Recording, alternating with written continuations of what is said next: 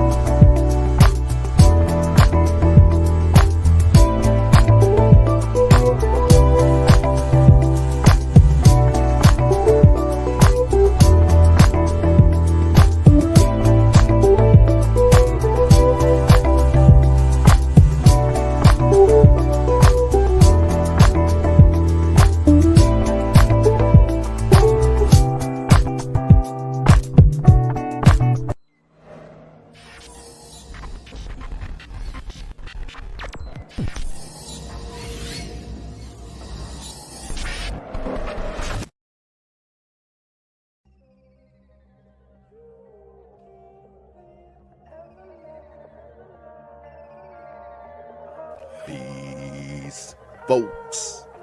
This is X from TPOT Media. Open your mind and wake your black ass up. You know what time it is. Hit that damn like button as you make your way in the door. Grab a seat, settle in, get ready. It's the Grown Man Hour with your host, my man, Bernard Riley.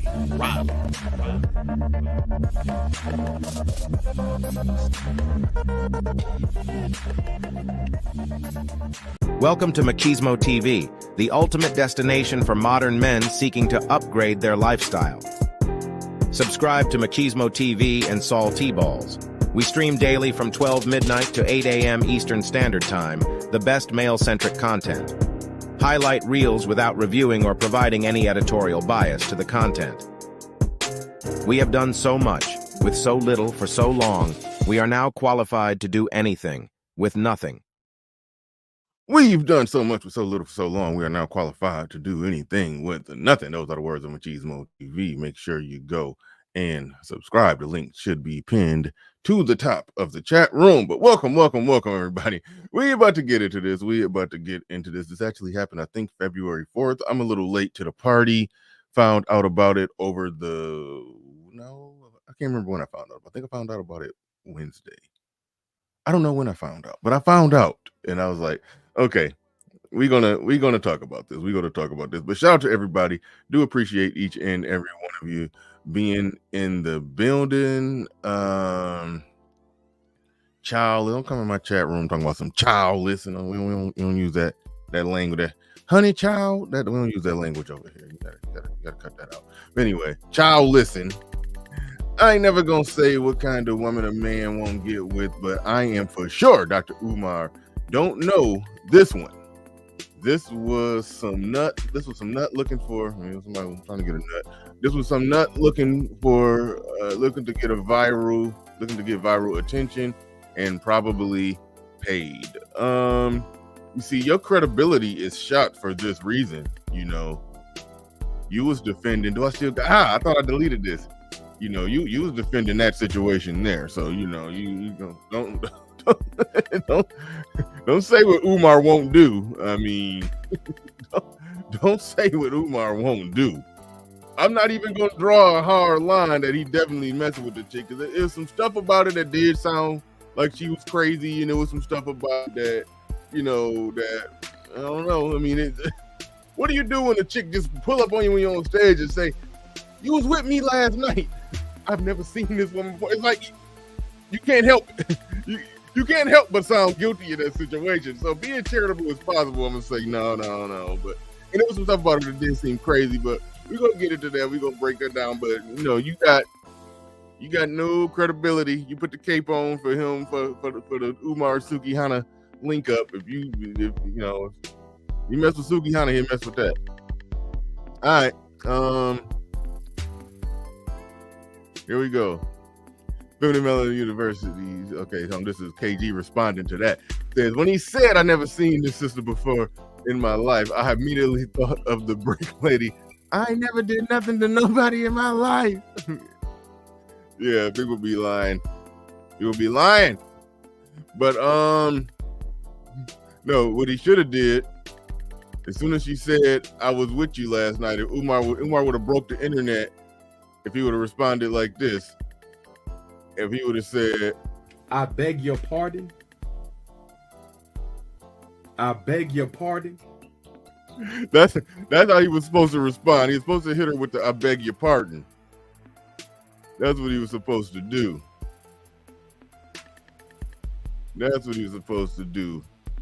But who we got? Emmett Perry says Umar loved the busted Pillsbury biscuit cans.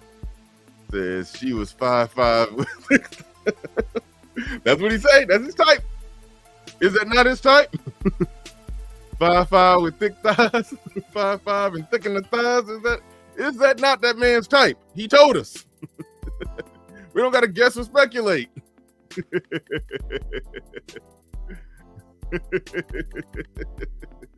Oh man. But let's get into it.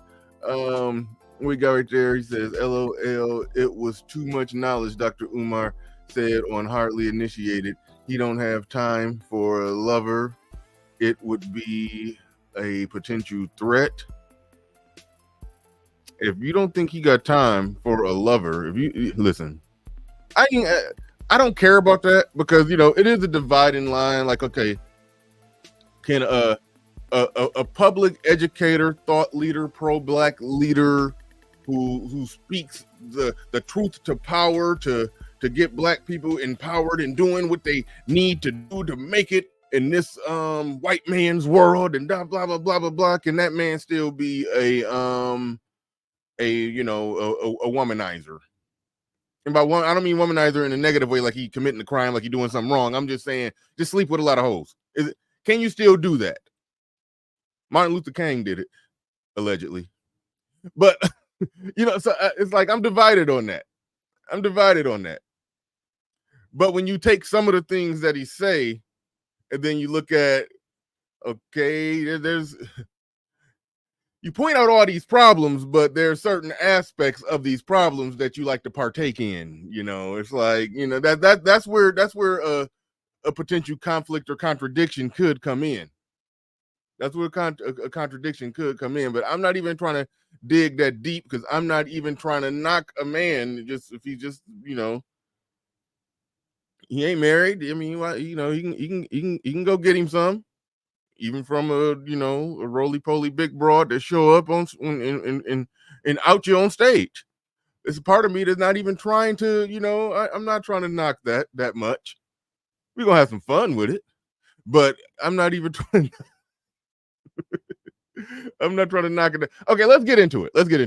Enough pre-ramble. 100 people in the building. Hit the like button. All right, here we go. what happened here was this. It was something in Atlanta, some Black Wall Street, Black economics, Black empowerment event. Umar was speaking at it, you know. So we're gonna watch the whole lead up into it, and we're gonna watch the whole everything after it with some commentary interspersed. So, you know, that's what we're gonna do. And what's the name saying I'm depolicing? Like, no, I said I'm not going to do it. I said I'm not going to do it. But there is a, you know, if somebody okay, he ain't no pastor, but if somebody is a pastor preaching the gospel, but he's also single, I mean, you see how it's a dividing line where it's like some stuff in your message is conflicting. Oh, quotation marks. I'm sorry. There's some stuff that can be in a message that can be conflicting where it's like, no, it ain't depolicing. It's like there's some things that you say that don't correspond with somebody who would be, I'm using air quotes here because I don't like to use these language, but whoremongering, you know, it's some things in the message that conflict with that. You know, he does say some things that suggest that he ain't out here on these chicks. And then he seem like he be going live sometimes with a little Henny in him. And all he be in the chat room talking about, yeah, I'm gonna be in Baltimore this weekend. You know, I see you you from Baltimore. Okay, come holla at King Kong Delicious when I get down there. You catch him when he go live and he say some shit like that in the camera. So it's like it do look like you using this Prince of Pan African shit just as a little calling card, a little bat symbol to try to draw in the women that, ooh, I want to have sex with a black leader. That's what that Sukiana was on. So it's like, you know, yeah, I mean, we see what's going on there, but then no, but consciousness before the coochie. We must stay focused. But you know, okay, so it's like you can see contradictions, but at the same time, contradictions aside, I'm not gonna knock a man who's just trying to get some trying not to cuss too early in the show, but he's trying to get to that thing. I'm not gonna knock that man. I'm not going to knock it. Somebody said you need to catch him with a snow bunny. Man, gone. We know when he was, I think it was in Dominican Republic, he was like, Latinas are African. He was saying something like that. Want to know how I know? because them thick thighs, they are African. You know, he was all on it. He was all loaded. But yeah, so he gonna compromise on some shit. We know that Derek got cussed. All right, let's get into it. Black economics, black empowerment. Let's go. Fist in the air. We with it. Hoop jargon in the building. Salute. Let's go.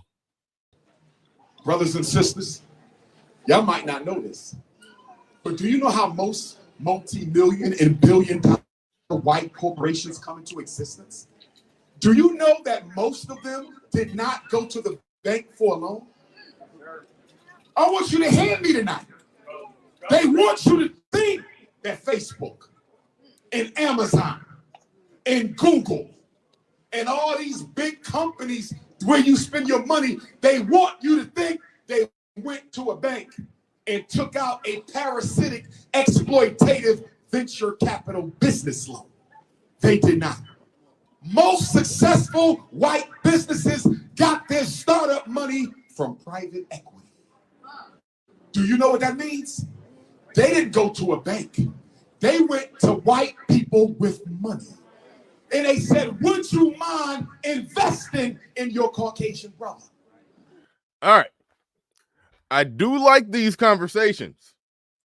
The problem that I normally see when pro-blacks tend to have these conversations, it will be something embedded in it that is some truth. And this is a speech he was giving when the woman, this is a speech he was giving when the woman will pull it up on stage on him. It will be some truth embedded in it, but they get a fuzzy on the details. He mentioned Facebook. When Mark Zuckerberg did, when he really made Facebook get as big as it is, he did go to rich white people, and he did legitimately get investors. Here's the difference, though. By the time that he went in to get those investors, he had grew Facebook to the point to where it had millions of users. Like that thing was already worth $100 million and it had $1 billion potential. So he went to them with a viable working product that was fully efficient. Your investment is already worth something in the millions, in the hundreds of millions. Your investment is going to be in the billions. If you ever watch Shark Tank, the first thing they ask when somebody go on there with a little project or they little whatever they got going on, they ask, what do you have in sales? What do you do in sales? How much does it cost you to make this product? How much do you sell it for? Or you're doing it with those kind of margins. Okay, so if my money was thrown in there, you'll be able to mass produce this, keep the same quality, maybe even get the price down, but sell it at that same price. I'm in. I'll donate. I'll give you $200,000 to do whatever you got to do to be able to mass produce it, and I only want 15% share in the company. Like, that's how it worked. But with black people, they try to say that it's the investors that help rich white companies get over the top. They say that when they're trying to get other black people to invest in this small thing from that's built by another black person that ain't even all the way off the ground yet. You know, the rich white men who gave Mark Zuckerberg all the capital he needed to really make Facebook become the billion-dollar company that it is, it wasn't really a risky investment for them. Like, they were begging, scratching, and clawing to invest in it. Like, that's the difference. But what it turned into with black folks is I got this thing that's not even really a thing, but I want to try to get as many people put $5 in a hat as possible. It's like, no, that's not the same. It's like there's like a certain amount of business that must be done properly on the front end before the black people who do got millions can say, ooh, if I put 10 million on that, 20 million on that, and I own 20% of it, and it's making this kind of profit. But if this money and everything can make it grow to the point to where it makes this much profit and I get 20% of that, I have my money back in a year or two, and then it's profit for the rest of the way. Like, that's how it actually works. But when black people try to do business, they try to use that concept, and it's like, no, that's not exactly the same. But there's still a there to what he's saying. There's still a there to what he's saying, and that's where it starts. But it'll start coming off. I don't know. I want to say scammy yet. It'll just start coming off as man, get out of here. That multi-level marketing vibes. Yes. No. Yes. That's how it comes off. It comes off as that, where it's not investors, it's just putting money in a hat. It's, a lot of small private investors. And he's going to touch on that. Guess what the Mexican businesses do? They don't go to Wells Fargo and Chase Manhattan. They go to other Mexicans and they get private equity. Guess what the East Indians do? Guess what the Arabs do? Guess what the Anglo-Saxons and European Jews do? They don't go to Wells Fargo and Chase. They go to each other. Private equity, not the bank, is the backbone of business in most communities. But the problem with us. And Perry is saying they go to the banks too. Yes, they do. There's plenty of people of other races that go and get business loans from the bank. But what he's saying is true when it comes to investors, but you must have something worthy of investing in. Now, I have no doubt that there are black people who do have something worthy of investing in, but there's other black people who do got millions, if not billions, who probably still don't want to invest in it. So he ain't tripping, but to me, it's always some details I'm not hearing that puts it more in the line, make it sound like it's just more in the lines of just trying to do the evangelical prosperity preacher pro-black edition to just try to get people to give more money. That's truly what it comes off as. And getting people to pay money to fund something they believe in, that's fine. But are they really investors? An investor who invests in an actual company, he owns a share of that company, and there's the quarterly profits, he gets what's called dividends. That's when you take your you take your percentage of the profit as a 15% owner of this company. I probably got some of the wording wrong, but that's how it actually works. I probably got some of the wording wrong. It's been a while since I, read on that, but that's generally how it works. That's generally how it works. The people who just throw in, $30, $50 crowdfunding, crowd sharing, they don't own a share in that company. They're not getting money back. But if somebody give you $1 million and now they own 15% of that company, yes, they do get money back. Is we got an entire community of Negro aristocrats, black bourgeoisie, corn Illuminatis. Now you're calling the people coons for not wanting to invest in something that they don't see the profit or return in. That what do white people call that when there's white people that don't want to invest in their project, their business? Do they got a coon equivalent, or is it more of a situation? Is it more of a situation where, okay, they didn't believe that this was going to be what I thought it was going to be or what I think it is? I need to build it up more or get it, more ready, or I need to go to somebody else, need to find somebody who's willing to invest in it. That ends up being a situation. But see, this is where it turns into like the shaming and trying to guilt somebody into giving more money.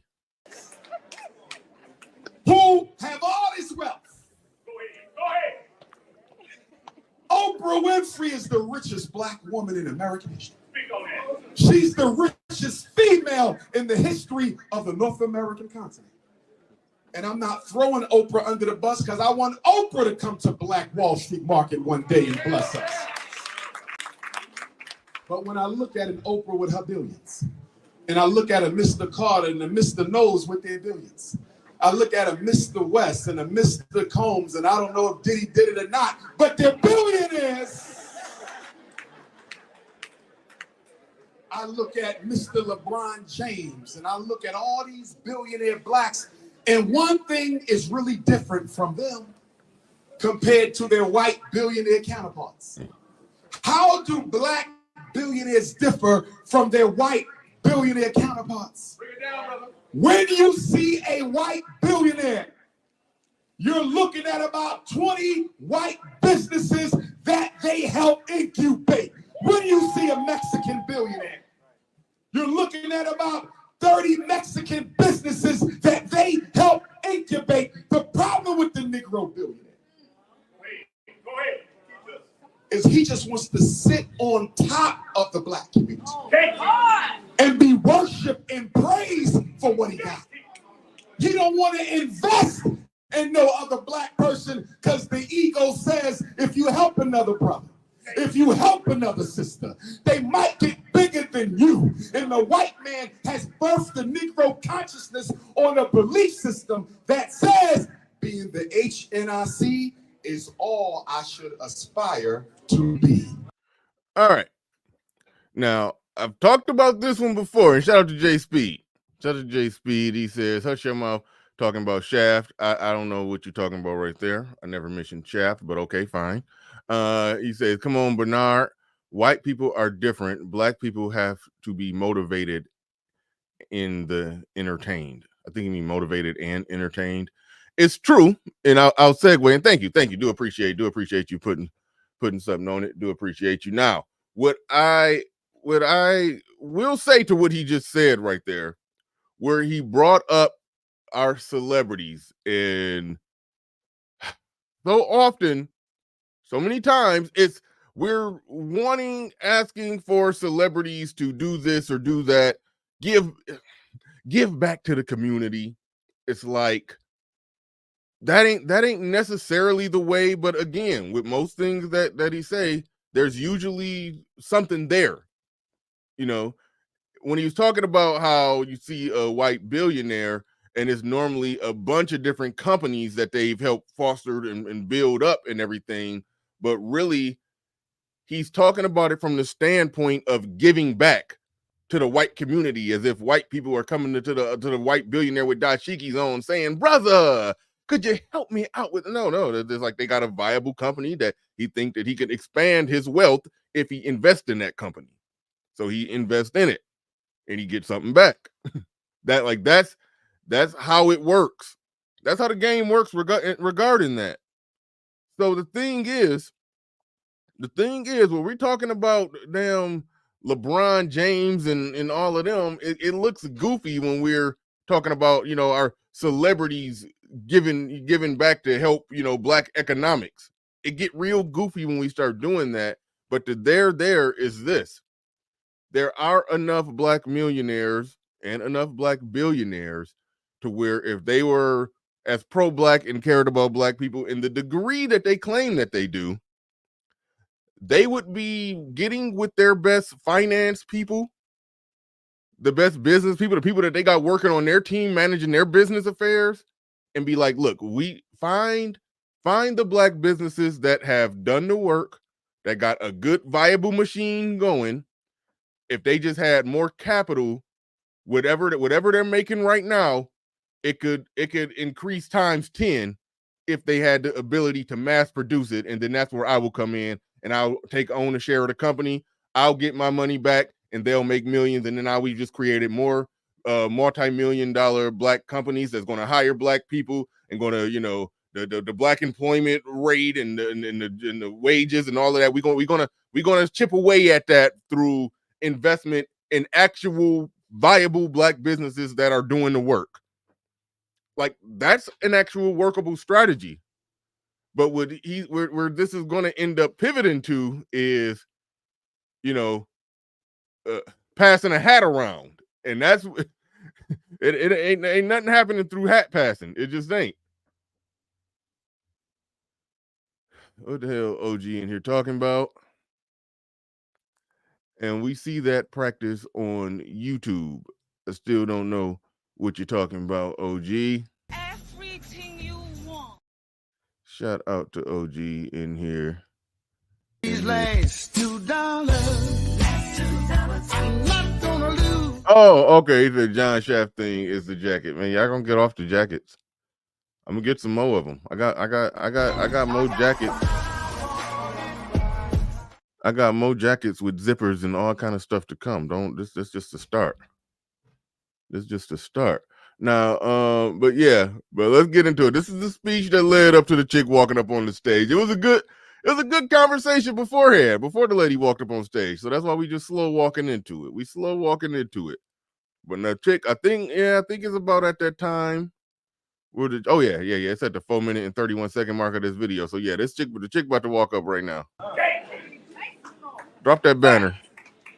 If private equity is the backbone of the big business, we are in trouble because most of our wealthy Africans who got the capital to loan are not interested. No, they are not. Does that mean we roll over and die? Hell no. That means those of us at the bottom got to work harder. You got to understand something, black people, and I've been telling you this. You don't get it?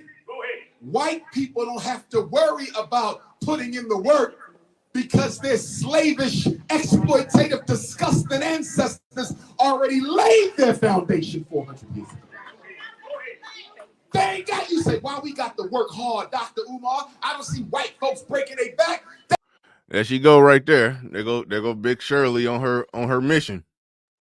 There go Big Shirley on her mission, pulling up. They already been there, done that. It's your turn now. He said, old head in the crowd saying, go ahead. Oh, yeah, they do that. Now, notice right here. This chick right now is trying to flag the security that need to get fired. She trying to flag them down like, no, this chick on demon time, as they say. You know, that she trying to, the chick in the turquoise trying to flag down the security. See, we got this thing, brothers and sisters. And the white man knows you well because he's written books on you. How many books? They say the Negro entrepreneur. Who's that queen? You wasn't with me last night. I never seen you in my life. Look at my book. Look at my book. I hear that. I was with you last night. I beg your pardon. I beg your pardon. He would have broke the internet had he hit her with a I beg your pardon. But yeah, she pulled up and said, I was with you last night. I'm gonna break down the aspects of it where it come off like, okay, it was something. Then I'm gonna break down the aspects of it where it come off like she was just on some crazy attention seeking stuff. But we go get to it. Yes, I'm going to keep speaking. I've never seen a sister a day in my life. Brothers and sisters, clap it up for the ancestors. Clap it up for the Most High. Clap it up for Black excellence. And oh, by the way, when he said, who is this queen? Umar, if it was ever a moment for you to stop calling every Black woman a queen, not now would probably, you know, be that moment. It's like,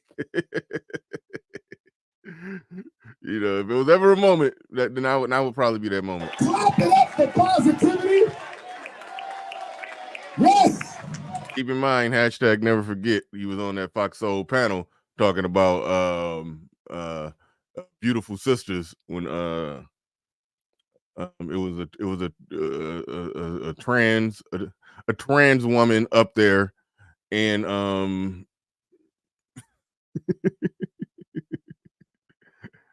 it was Cynthia G and another trans woman up there. Okay, I was trying to say that right because I was trying to say it and call Cynthia G the trans woman. But anyway, I botched my joke. I'm sorry, but it was two trans women up there, and he was like, "These beautiful queens." So you know, you gotta be careful with that, calling them all queens. You never know nowadays. You never know. Yes. We're gonna stay focused. I don't know why she ripped her shirt off. She had another shirt on under there, fortunately. I don't know what was the purpose of her taking her shirt off. And hopefully I don't got a bad angle where they don't show her taking the shirt off. Yes. Yeah, they do. We're gonna stay focused. I don't know what that was about. We're gonna stay focused. No weapon formed against. Security guard, y'all see him? He just slipped on the shirt. Just slipped on her sweater. She about to fall on top of him. Shall prevail. You know, I remember one day the good Reverend Dr. Martin Luther King Jr. was signing books in Harlem, New York. And while the good Reverend Dr. King was signing books in Harlem, a demented Black woman came and put a knife in Dr. King's heart. A lot of people don't know about that. I actually got a video on that. I'm going to play a video. Somebody, got the clip of Dr. King actually talking about it. I'm going to play that in a second. A lot of people don't know about that. Yes, it was a Black woman who did the first, assassination attempt on Martin Luther King. Yes. And Dr. King said that the hospital said, if I would have sneezed, I could have lost my life. And Dr. King said that although one of my own tried to destroy me, it did not discourage me, but it reinforced me of how much work I got to do in the cause of Black liberation, brothers and sisters. And he sounding real Southern Baptist preacher up there. I don't know my sister, never seen her in my life. God is my witness, but I love her anyway. I don't know this sister, never seen her in my life. She just came up there, pulled up on you, said she was with you last night. You don't find that suspicious? You don't find that suspicious? You don't find that suspicious? I think she might be a random crazy. I do think that might be the case. But I mean, it ain't nothing about her physical appearance that makes me say, oh, that Umar wouldn't go in and take a stab at that. Nah. I think he with it. Brothers and sisters, we got to work together. I'm hoping that here in Black Wall Street, at this marketplace, that all the businesses and all the vendors that exist here will come together and give us a Black Wall Street credit union, brothers and sisters. The next step is the credit union. The reason we can't catch up, is because we can't. She about to have one more outburst. Now, I don't know what's going on where they not getting her out of there yet. It's like they're being too nice and they need to grab her carefully because, you know, she's kind of heavy, but they need to, you know, get like 4 guys to just haul her the hell up out of there. They're being too nice. He's about to do another outburst. And notice that he was talking earlier to get back to the, you know, the economics part of the conversation. He was talking earlier about how white businesses thrive off private investors, but okay, you want a black credit union to be there on Black Wall Street at, you know, in Atlanta. The thing about those credit unions, you know, they, even if it's owned by black people, they still got to go by the same structure. And at those at black owned banks and black owned credit unions, black people get denied at pretty much the same rate, if not lower sometimes. So it's like that alone. I mean, it's good to have them, but it's not like you could be an actual structured bank and credit union, but giving, come on, brother, help a brother out loans. You can't, that ain't how it work. That ain't how it works. So you do need them, but the large argument that they make is that, you know, black people not getting the loans and getting this and getting that. We need to own our own banks. But when we do own, it's black banks in America, but they operate it literally the same way. Access to the capital we need. Everybody in this audience right now, let me say 90% of you would leave your day job right now if you had the capital. If you had the capital to realize your entrepreneurial dream.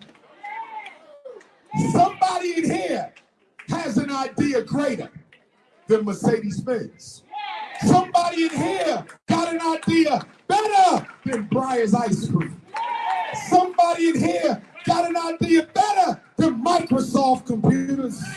All right. Now, when he talked about Martin Luther King getting stabbed and the woman pulling up on Martin Luther King and stabbed him, it was actually a similar situation. He was at a book signing or whatever, and the chick pulled up and, you know, and did what she did. Martin Luther King got stabbed. It was an assassination attempt by a black woman. Here's a video on it for those that don't know. I found out about this about 2 months ago. A lot of people don't know about this, but here you go. You know, several years ago, I was in New York City. It was a dark Saturday afternoon. And shout out to whoever put this video together to make it this damn dramatic. I don't even know the name of the channel, but shout out to you. The minute black woman came up, the only question I heard from her was, "You Martin Luther King?" And I said yes. The next minute I felt something beating on my chest. Before I knew it, I had been stabbed by this demented woman. That blade had gone through and the x-rays revealed. The tip of the blade was on the edge of my aorta, the main artery. And once that's punctured, you're drowned in your own blood. That's the end of you. It came out in the New York Times the next morning that if I had merely sneezed, I would have died.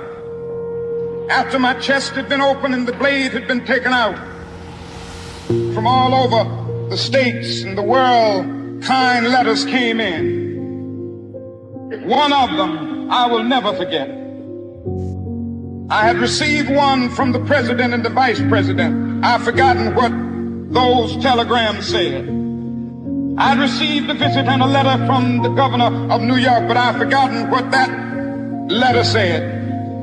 But there was another letter that came from a little girl. It said simply, "Dear Dr. King, while it should not matter, I would like to mention that I'm a white girl. I'm simply writing you to say that I'm so happy that you didn't sneeze. And I want to say tonight that I too am happy that I didn't sneeze, because if I had sneezed, I wouldn't have been around here in 1960 when students all over the South started sitting in at lunch counters. And I knew that as they were sitting in, they were really standing up for the best in the American dream, and taking the whole nation back to those great wells of democracy which were dug deep by the founding fathers. All right, that's pretty much the gist of the story. The story on the chick is that, yeah, she was like crazy. I know over here, Black Manosphere, we want to say, see them BWs, no. The story on her that she was actually sick, twisted, and demented and crazy, and it was a history there. It was a history there. But somebody is saying, Bernard, you don't study our history. I've known this for over 20 years. Congratulations. Good for you. I mean, do you know everything in history? I'm pretty sure there's something you don't know. I bet it's some stuff I know that you don't know, but I won't sit there and stand on a soapbox and say, wow, you don't study history because it's a fun fact that I knew that you didn't. Like, what the hell? But that's fucking funny right there. That B saying that was B Simone grandmama. That was funny. Oh yeah, thank you. Yeah, RM put the channel in the chat room. That is the channel. It's Matt. Yeah, y'all can see it right there. Matt Orfalia. I don't know. I can't say that. I can't even. But that's it. That's it. That's the channel right there. That got the video. But all right. I mean, okay, it says, nah, those BWs are crazy. Yes, they are, but this wasn't one of, this was an actual literal crazy one. Not just one on the general spectrum of black women wilding out type shit. This was, she didn't walk in just perfectly sane and hear something he said and say, I got to stab this nigga. Like, no, she walked in, she woke up crazy. That day and every day before that, like that at least that's the story. She's been in mental hospitals. Okay, that's the story. That's the story. But all right. But getting back to this. In here got an idea better. Getting back to this. Now, what happened here when you break it down and analyze it, play by play, blow by blow. White and ancestors. Everything that was said, it plays out like this. See, we got this thing, brothers and sisters, and the white man knows you well because he's written books on you. How many books? They say, see, he said the white man knows you well because he's written books on you, and she's like, how many books? Like that sounds like somebody who just came just yelling at whatever he's saying. All right, that don't sound like somebody who came on the I was with you last night mission. It could be, but it sounds like she's just yelling out loud about whatever he's saying. The Negro entrepreneur. He said the Negro entrepreneur. How many entrepreneurs? See, she's throwing anything. Then she threw her book and her purse on stage. Who's that queen? And this dude saying, who's that queen? Because they all queens. She hit him with the I was with you last night. Now, it is no correct way to respond to that. You giving a speech and some chick just storm in there and say I was with you last night. Like, what do you do? How do you With me last night. I never seen you in my life. Look at my book. Look at my bag. Now she's saying, look at my book, look at my bag. That led me to believe she had some evidence in her bag that she was with him last night. That's what I initially thought. That's what I initially thought, and I still kind of think that.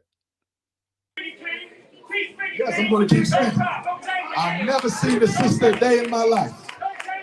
Brothers and sisters, clap it up for the ancestors. Clap it up for the Most High. Clap it up for Black excellence. Clap it up for positivity. Yes. Yes. Now, right here, before she got up and left, in Black Wall.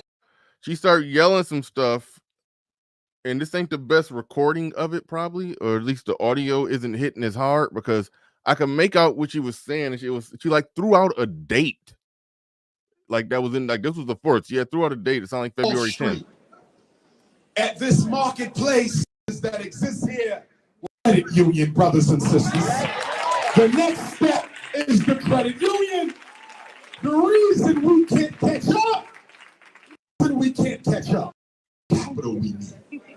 Everybody in this audience right now, let me say 90% of you would leave your day job right now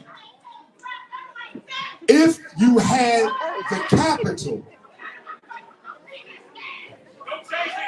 If you had the capital to realize your entrepreneurial dream. Somebody in here. Yeah, you can't make out what she was saying right there on this audio. This is a better audio of it, where you couldn't hear the first half of it, and the second half of it, she said something about a date, something on February 10th. It was just wilding all over the place. Is it possible Umar was messing with her? Yes, but it ain't absolutely definitive. I will say that confidently, that it ain't absolutely definitive. If I want to just have fun and clown, then yeah. Then yeah, I could definitely go with that. I could definitely go with that. And we still could have some fun and clown it, because it ain't absolutely 100%. I would not put it past him that this is something that he would definitely do. I'm not gonna for 1 second, put that past it. But all right. Let's and by the way, hold on, let me make sure I got everybody.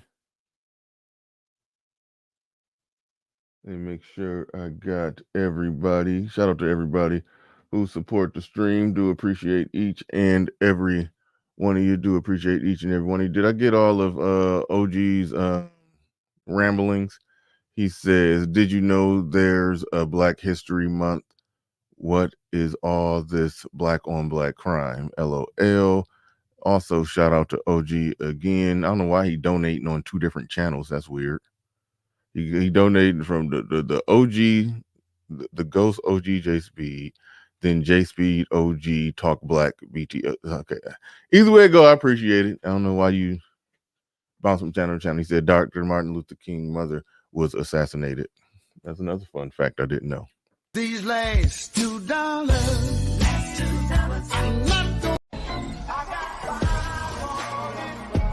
Another fun fact I didn't know. Appreciate you putting $5 on it. Appreciate you putting your last $2 on it. Shout out to you. Appreciate it. All right. Now here's the deal. Now as promised in the beginning, like I talked about the aspect of it, and the reason I took the time to talk about the pro-black economics aspect of this, because he was talking about how black businesses, must lean on, small private contributors, making the big investments. All right. And it's something that weird that happens here, because Tariq Nasheed was the one who basically set this up. not set this up. That was inappropriate. I only saw this because Tariq Nasheed shared it to be petty. But that got me down the path of thinking, like, wait a minute now. Tariq Nasheed's Hidden History Museum. For those that don't know, Tariq Nasheed got the Hidden History Museum. I've been sitting on it, not wanting to do content on it. But the Hidden History Museum is kind of like a hidden nightclub or hidden comedy club. And that's really what it is. But for those that don't know, he's Greetings, family. This is Tariq Nasheed. I am your community servant. Right now, I am in South Los Angeles on the world-famous Crenshaw Boulevard. And with your help, we want to build the first ever Hidden History Museum right here in the Leimert Park area of Los Angeles, which is the cultural epicenter of Black Los Angeles. Right here on Crenshaw Boulevard, right here, there's an empty lot for sale. and it's in the perfect location for our Hidden History Museum. We want to acquire this lot so that we can build your community museum. There's museums that touch on Black history, but they don't get too deep into it. This will be the first grassroots owned and controlled Black history museum in the world. All right. That's how it was promoted. That was advertised. He raised money for it. Good for him. Good. You know, his people believe in what he's doing. He raised like $1 million real fast and got this thing up, built. That's wonderful. That's what Umar was talking about, right? It wasn't private investors like a big wig private investor, a Black millionaire or billionaire who just came and wrote a check for $1 million. That's not what happened. It came exactly in the same way that Dr. Umar was talking about it. Dr. Umar was talking about it from the standpoint of that the people on the bottom got to work harder to put money up to fund and build so that you can build up and create everything that you want to see. He wanted to get the Hidden History Museum going. He got his people, he made this commercial. He talked to his people. They sent the money. Beautiful. Beautiful, beautiful, beautiful. Now that the building is up there, he's showing some of the things. This is not okay. This was, I guess, projecting what the building may look like on the inside there. I'm kind of just fast forwarding through it. That's what the museum may look like. That's what it was supposed to look like. All right. Now, here's the reality of what's going on there. So, Tariq. Now, this is somebody else giving some commentary on this. There's a lot of videos where people filming what's going on the inside of this thing. But let's Nasheed really did it? Did he really do it? Did he really open the Hidden Comedy Club? I thought we were joking about that. Let go.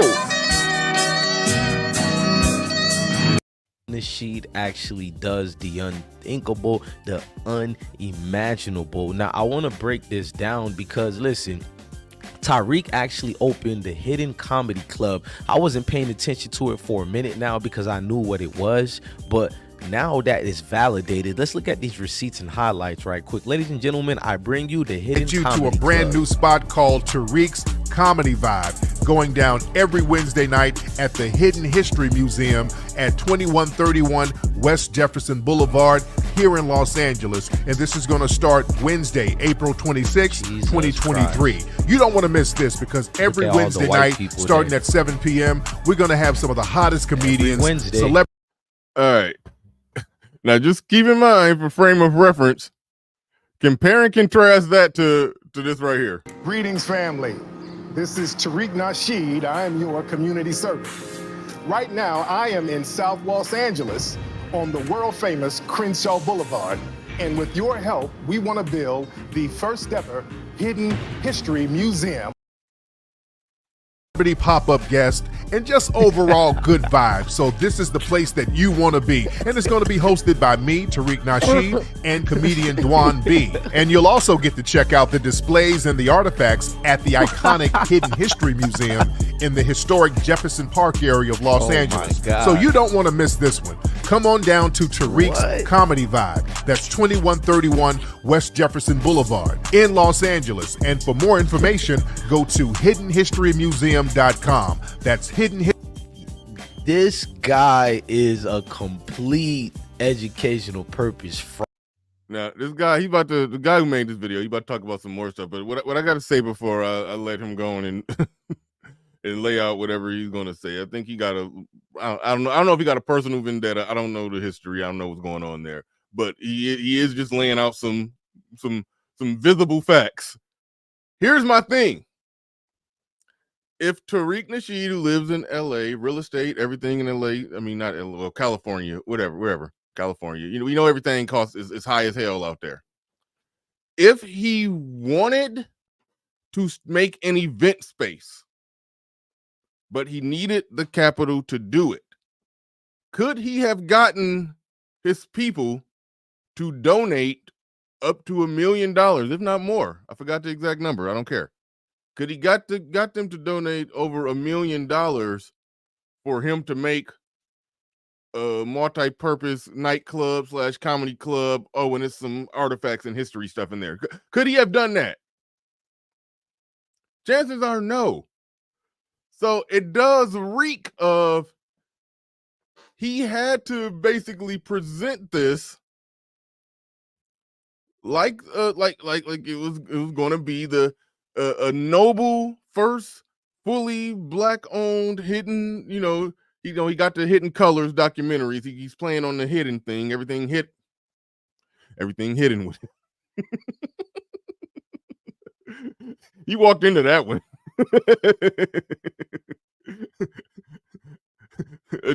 Final agenda is hidden. The hidden agenda. That's what it's like. All right. So if he wanted to get this event space, Christian said at least he built it. Yeah, gotta give him credit. He got the money, he built it, but what he doing with it? Now, here's the deal. Presenting this as a noble thing, and you're going to do, true, real Black history. This is going to be a real Black history museum. It ain't going to be funded by the government, so things don't have to go through a funnel or a pipeline. It's going to be actually put out there and distributed it's going to be presented in a proper way, like we need to see it. And this is a project that we need as a community, and blah, blah, blah, blah, blah. You could get people, if you got strong supporters, which he does, you can get them to donate a lot of money for that, to the tune of over $1 million. But they wouldn't do that if you're just saying, I'm out in LA, these real estate prices, all that shit is high. I'm trying to get a multi-purpose event spot open. I need your support. They wouldn't donate to that, but they'll donate to a greater cause.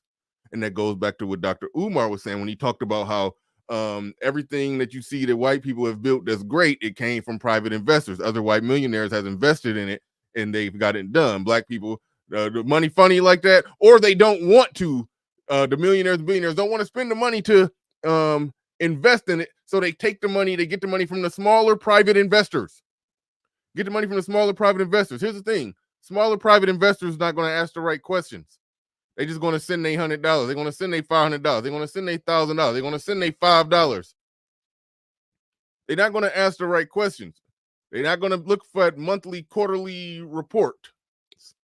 They're not going to want to know, about dividends and all, returns on investments. It's just, you're just donating. You're just giving money, and that's great. That's fine. But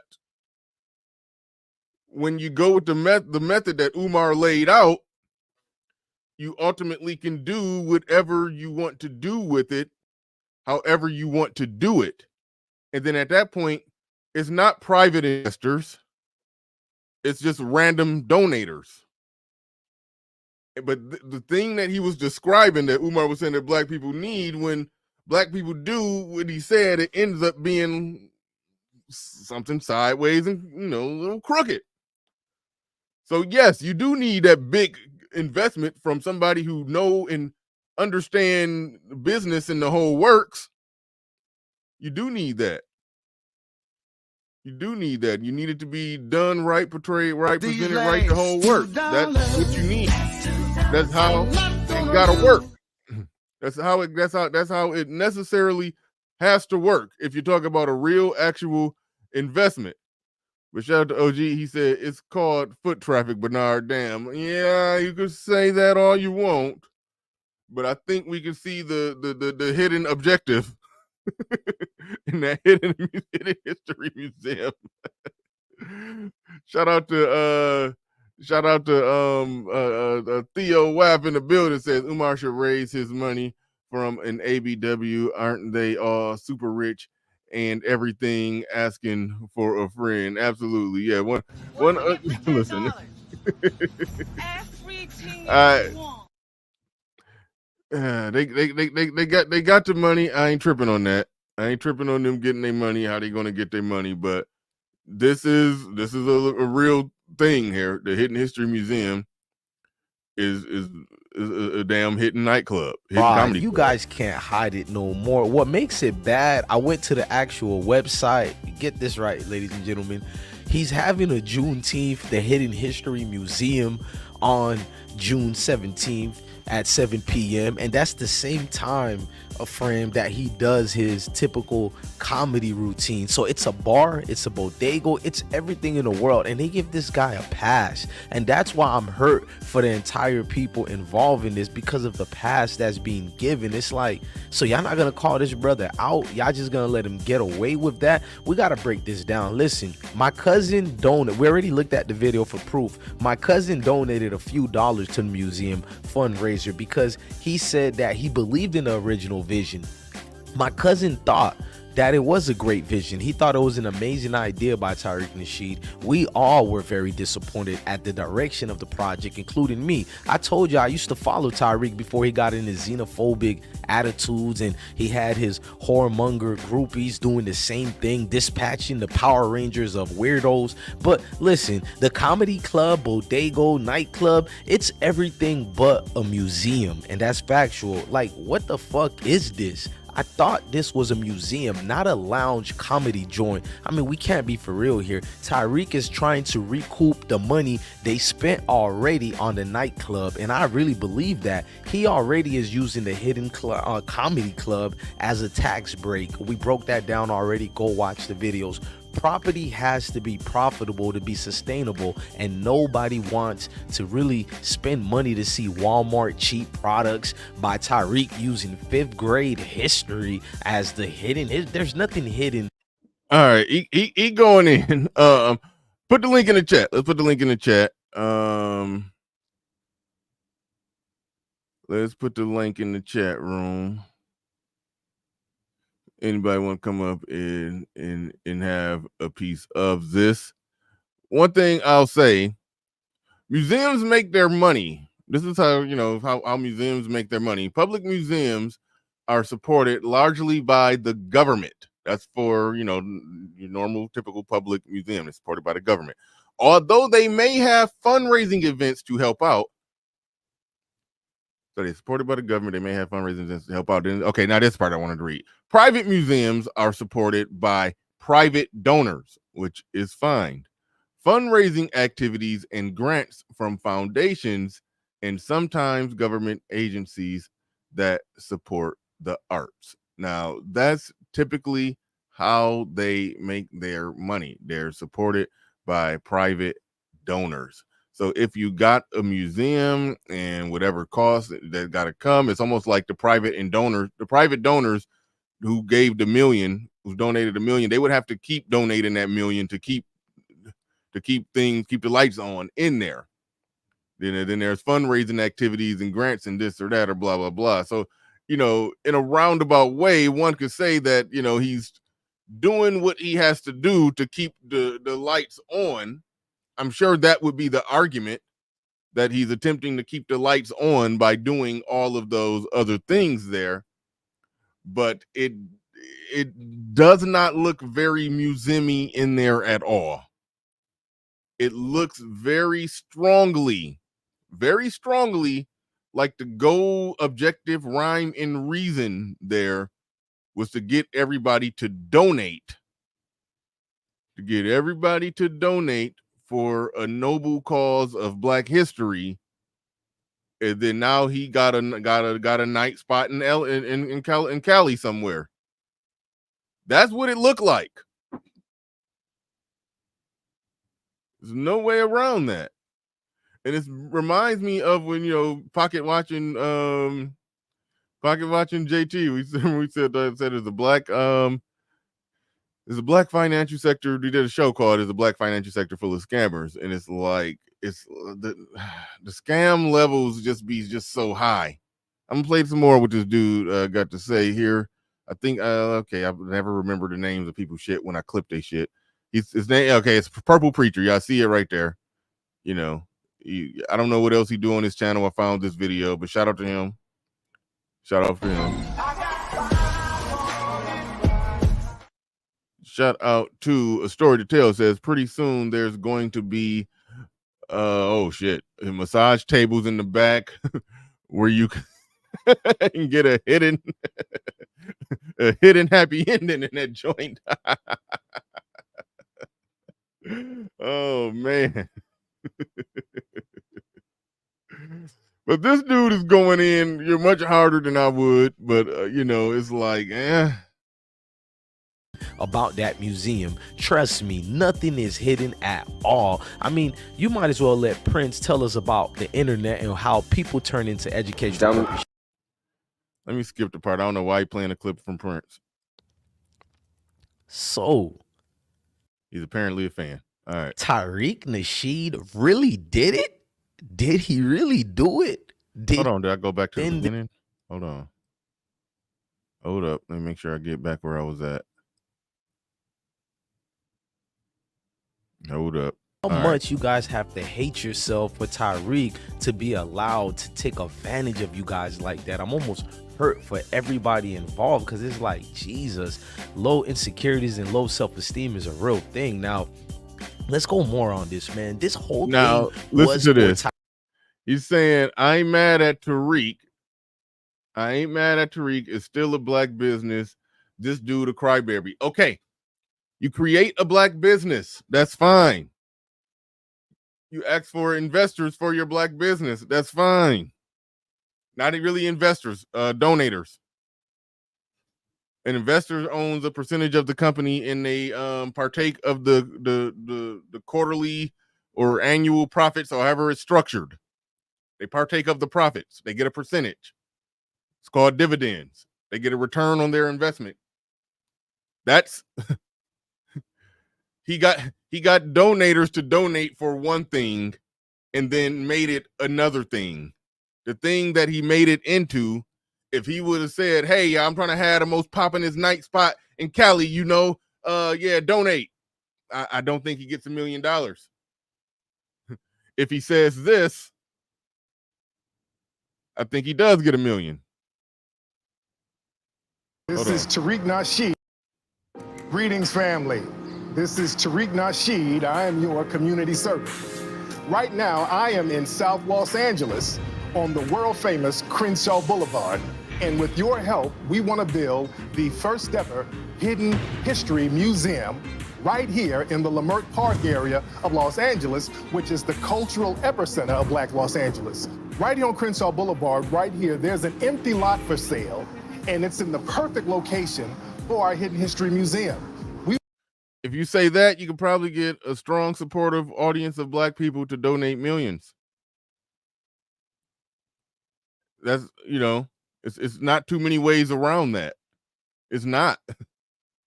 But yeah, is he running a black business? Yeah.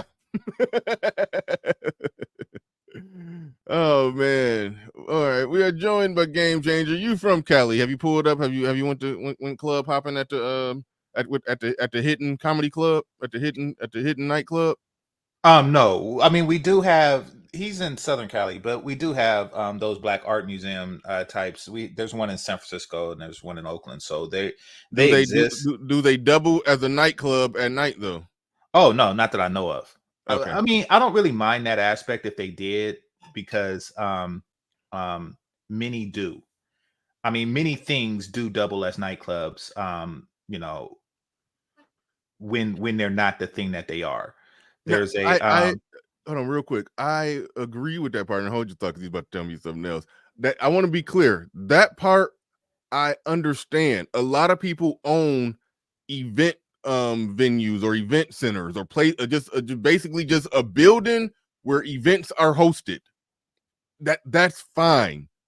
It was the bait and switch swindle of, I'm making this black-owned, privately funded Black History Museum that's going to give our real history in a museum for the first time with no government involvement. It was a noble cause that got black people to give millions, but it looks like that was just the front. But what he really trying to do is have a poppin' ass event spot, night spot in LA with a with with a splash of history on the wall. That's what it looked like. But all right, but go ahead. No, I mean it's okay. If I understand, like by day it's a museum, and by night it's an entertainment spot, right? Yeah, supposedly. Yeah. Yeah, I don't see anything wrong with that. Do you see anything Probably wrong with because I've seen it so often. No, but do you see anything wrong with the presenting it as strictly a museum to get people to donate millions so you can basically just open up a nightclub? Yeah, that is a bit of a bait and switch, but Yeah, okay, so yeah, you can't. The bait and switch can't be denied. Yeah, That's scammy. I mean, it would be a complete bait and switch if it wasn't a museum, but it is. So this is what I didn't want to. I know the person who told me about this, somebody I talked to face in real life, who actually worked, who knows museums. He kind of ran one, for a stretch. And he said that based off everything he's seen, there's no, it's really not a museum in the sense that there's no, I forgot the fancy word he used. He said, what's the word? It's a word. No mementos, yeah. It's something that defines. It's a certain type of thing you have to have that defines you as an actual museum. And he was explaining how Tariq Nasheed did not have that. But that so it's a all right. I'll let you go ahead and say what you got to say on it. Okay, probably artifacts. Probably is no artifacts, bro. Yeah, that wasn't the exact word he used, but I'm sure that matters as well. But Salty Ball is in the building. Says thine. Okay, now hold on.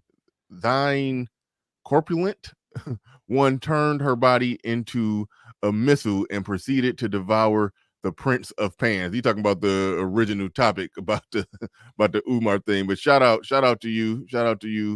Appreciate you coming through, dropping. Suck on my chocolate salty balls. Put them in your mouth. Put them in your mouth and suck them and suck them. Shout out to Sonny's Hot Ross said he can put you can drop the bomb on top. He can potentially be sued for advertisement if someone's decide to a civil claim against him. Possibly it would have to be probably class action. Everybody would probably have to click up on it. Everybody had to clip up. One donor probably can't pull that much off. But Salty Ball's in here again said he's trying to copy the Watts Labor Community Action Committee motto. It's a gift, and most of us LA people don't fuck with it. Shout out to you.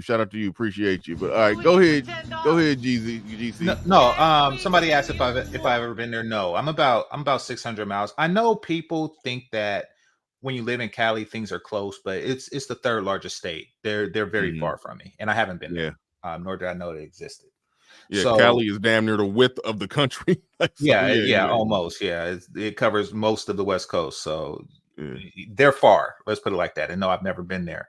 But yeah, if what you're saying is true, if what the audience is saying is true, and Salty Balls is saying is true, and he just got a picture of Frederick Douglass, on the wall and says, "Okay, this is a museum," and then at night it's a night. Then that was a grift. He grifted people like a lot of pro-blacks do. So I don't know the extent that it is a museum versus the extent that it is a nightclub, but yeah, from what I'm hearing, it sounds like it's a grift. Yeah. But all right, fantastic in the building. What's up, man? What you got on this? So what up, man? What's going on? What's up? Yeah, man. Listen, bro. No, what museum turn in a fucking 2 for $10 Hennessy's and a fucking cover line at night? Like, come on, man, stop it, dog. No, there's a science museum in San Francisco that do that. On Thursdays, they serve drinks, and it's more catered to adults. So well, again, maybe that's a fucking Cali thing. I don't know. I promise you're not going to the African American History Museum and it's turning into a nightclub at night. No, that's not happening. You're not going to any fucking museum in New York, okay? And they putting up the motherfucking dinosaur bones and everything, and then you bring the DJ in. It's not happening. So I don't know. Maybe it's a Cali thing. I don't know. But yeah, bro, this is a grift. And I remember we covered this when it first happened because remember it was a grift from jump because it was supposed to be an independent building and everything, right? The dude, and it's not, he don't even own it. This is a lease, Bernard. This is a lease. So there's a lease on a thing, like not even the corner store, but it's like between like second to the end of a corner store. and the majority of it is hosting events and everything else, and nothing to do with history whatsoever. It's Tariq Nasheed, bro. So why are we acting like we don't know who this dude is? Now, mind you, the brother's talented. He's entertaining, but the majority of him, Umar Johnson, any of these pro-black figures, bro, they are grifters. They the white man. They dick police, and then they take your money. Tariq Nasheed, man, his biggest contribution to niggerdom right now is the diaspora wars. I mean, the nigga funny as hell, but we ain't never gonna be able to do shit in Africa because of Tariq Nasheed alone. You know what I'm saying? The whole, the brother, where's your family from? Brother, that's that hairline, all these other things. That's Tariq Nasheed, man. So, bro, no, dog. This whole thing was a grift. I literally just saw it. I don't know if this is what you're talking about, Bernard. But if you go to his page, I think the year anniversary or whatever's coming up, brother, you got an RSVP for tables, brother. you don't RSVP for tables at no damn museum, man. Don't do that at a museum.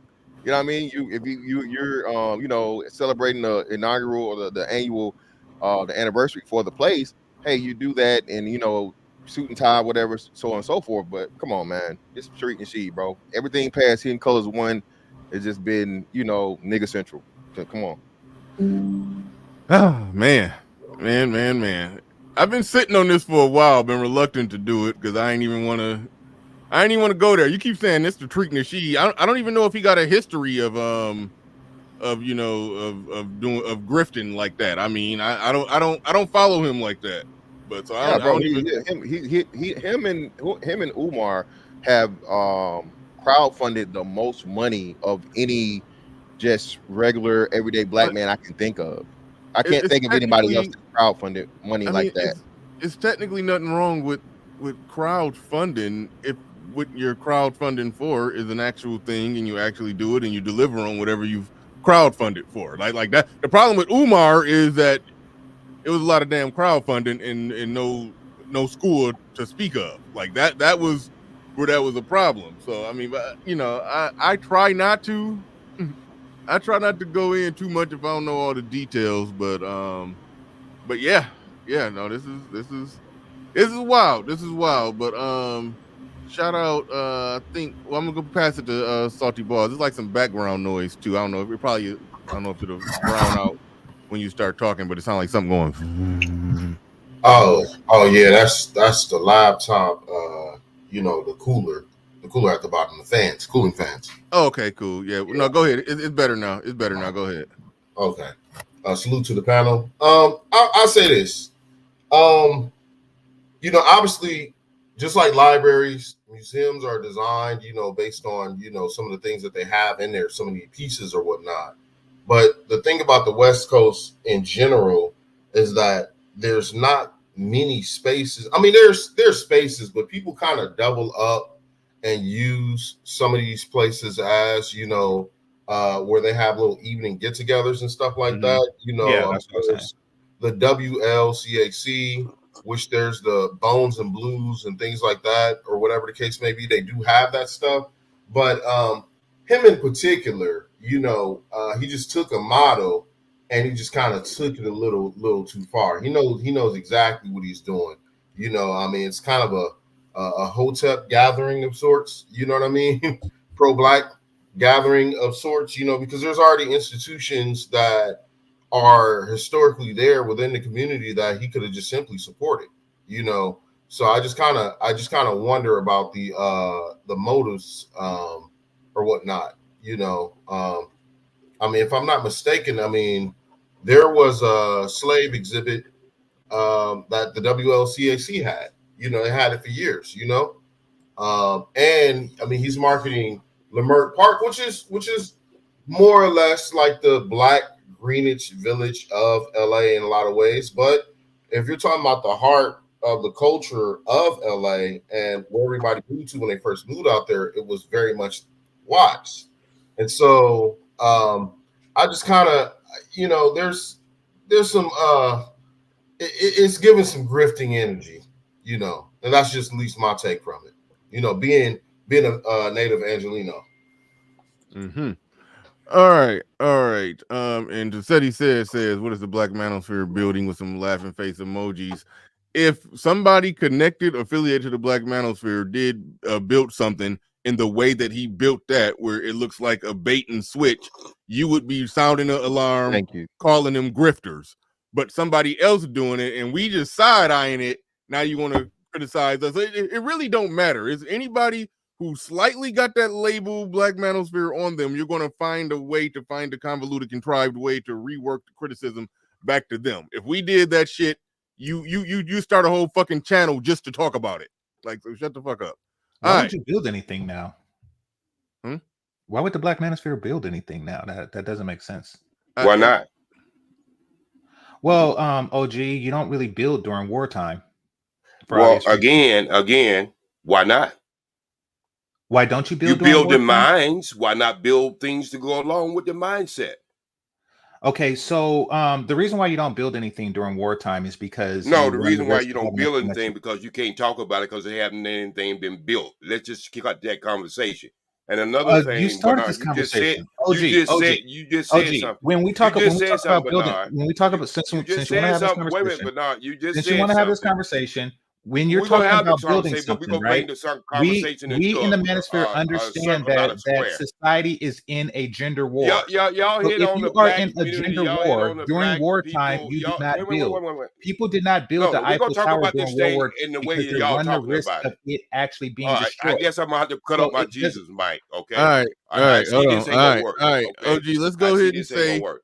Let's go ahead and get to whatever you came up specifically to say. I was just responding to what Seti said. I mean, not Seti said. SS said.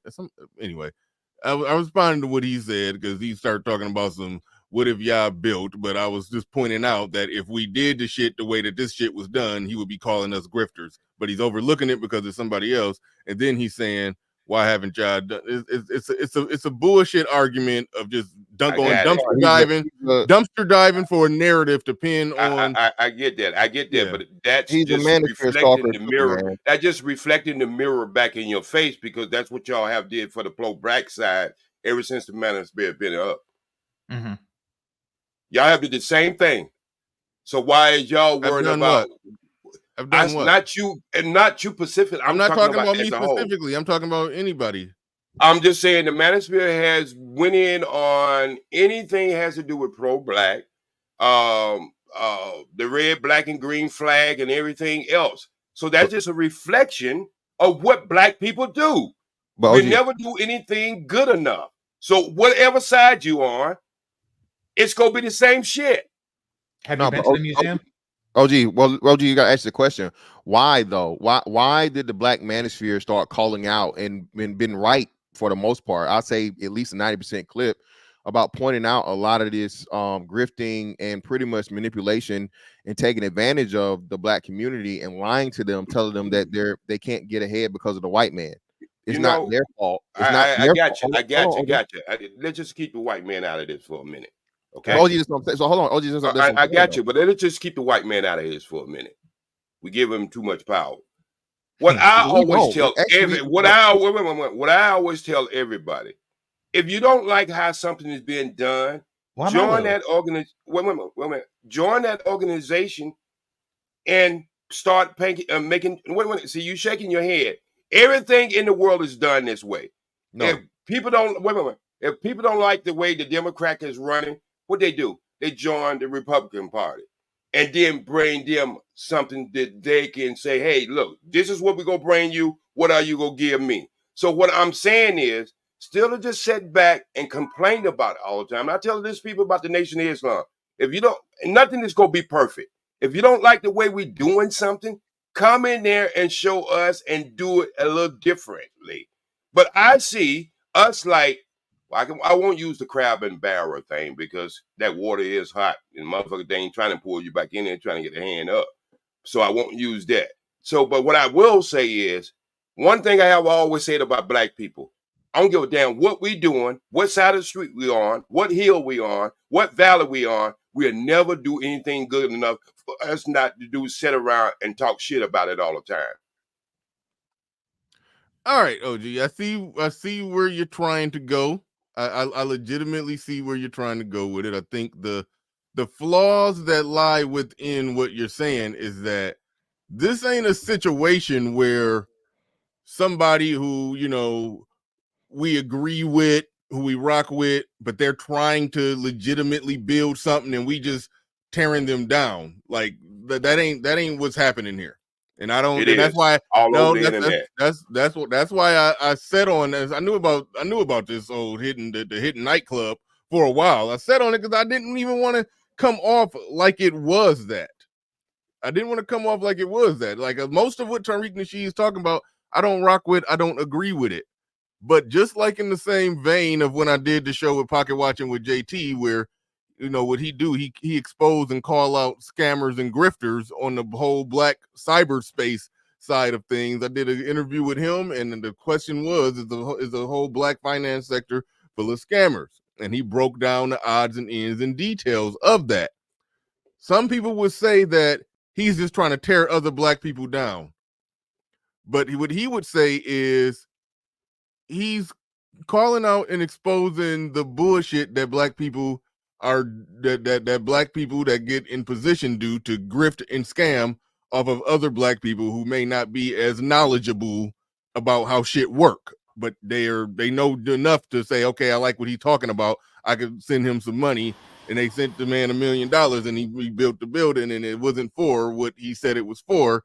Like, that's not just trying to tear somebody down because they running a good, legitimate organization, but we don't like how they doing it. That's like, yeah, this is somebody who's out scamming and grifting. Like, so it's like you're criticizing the person for criticizing the grifter.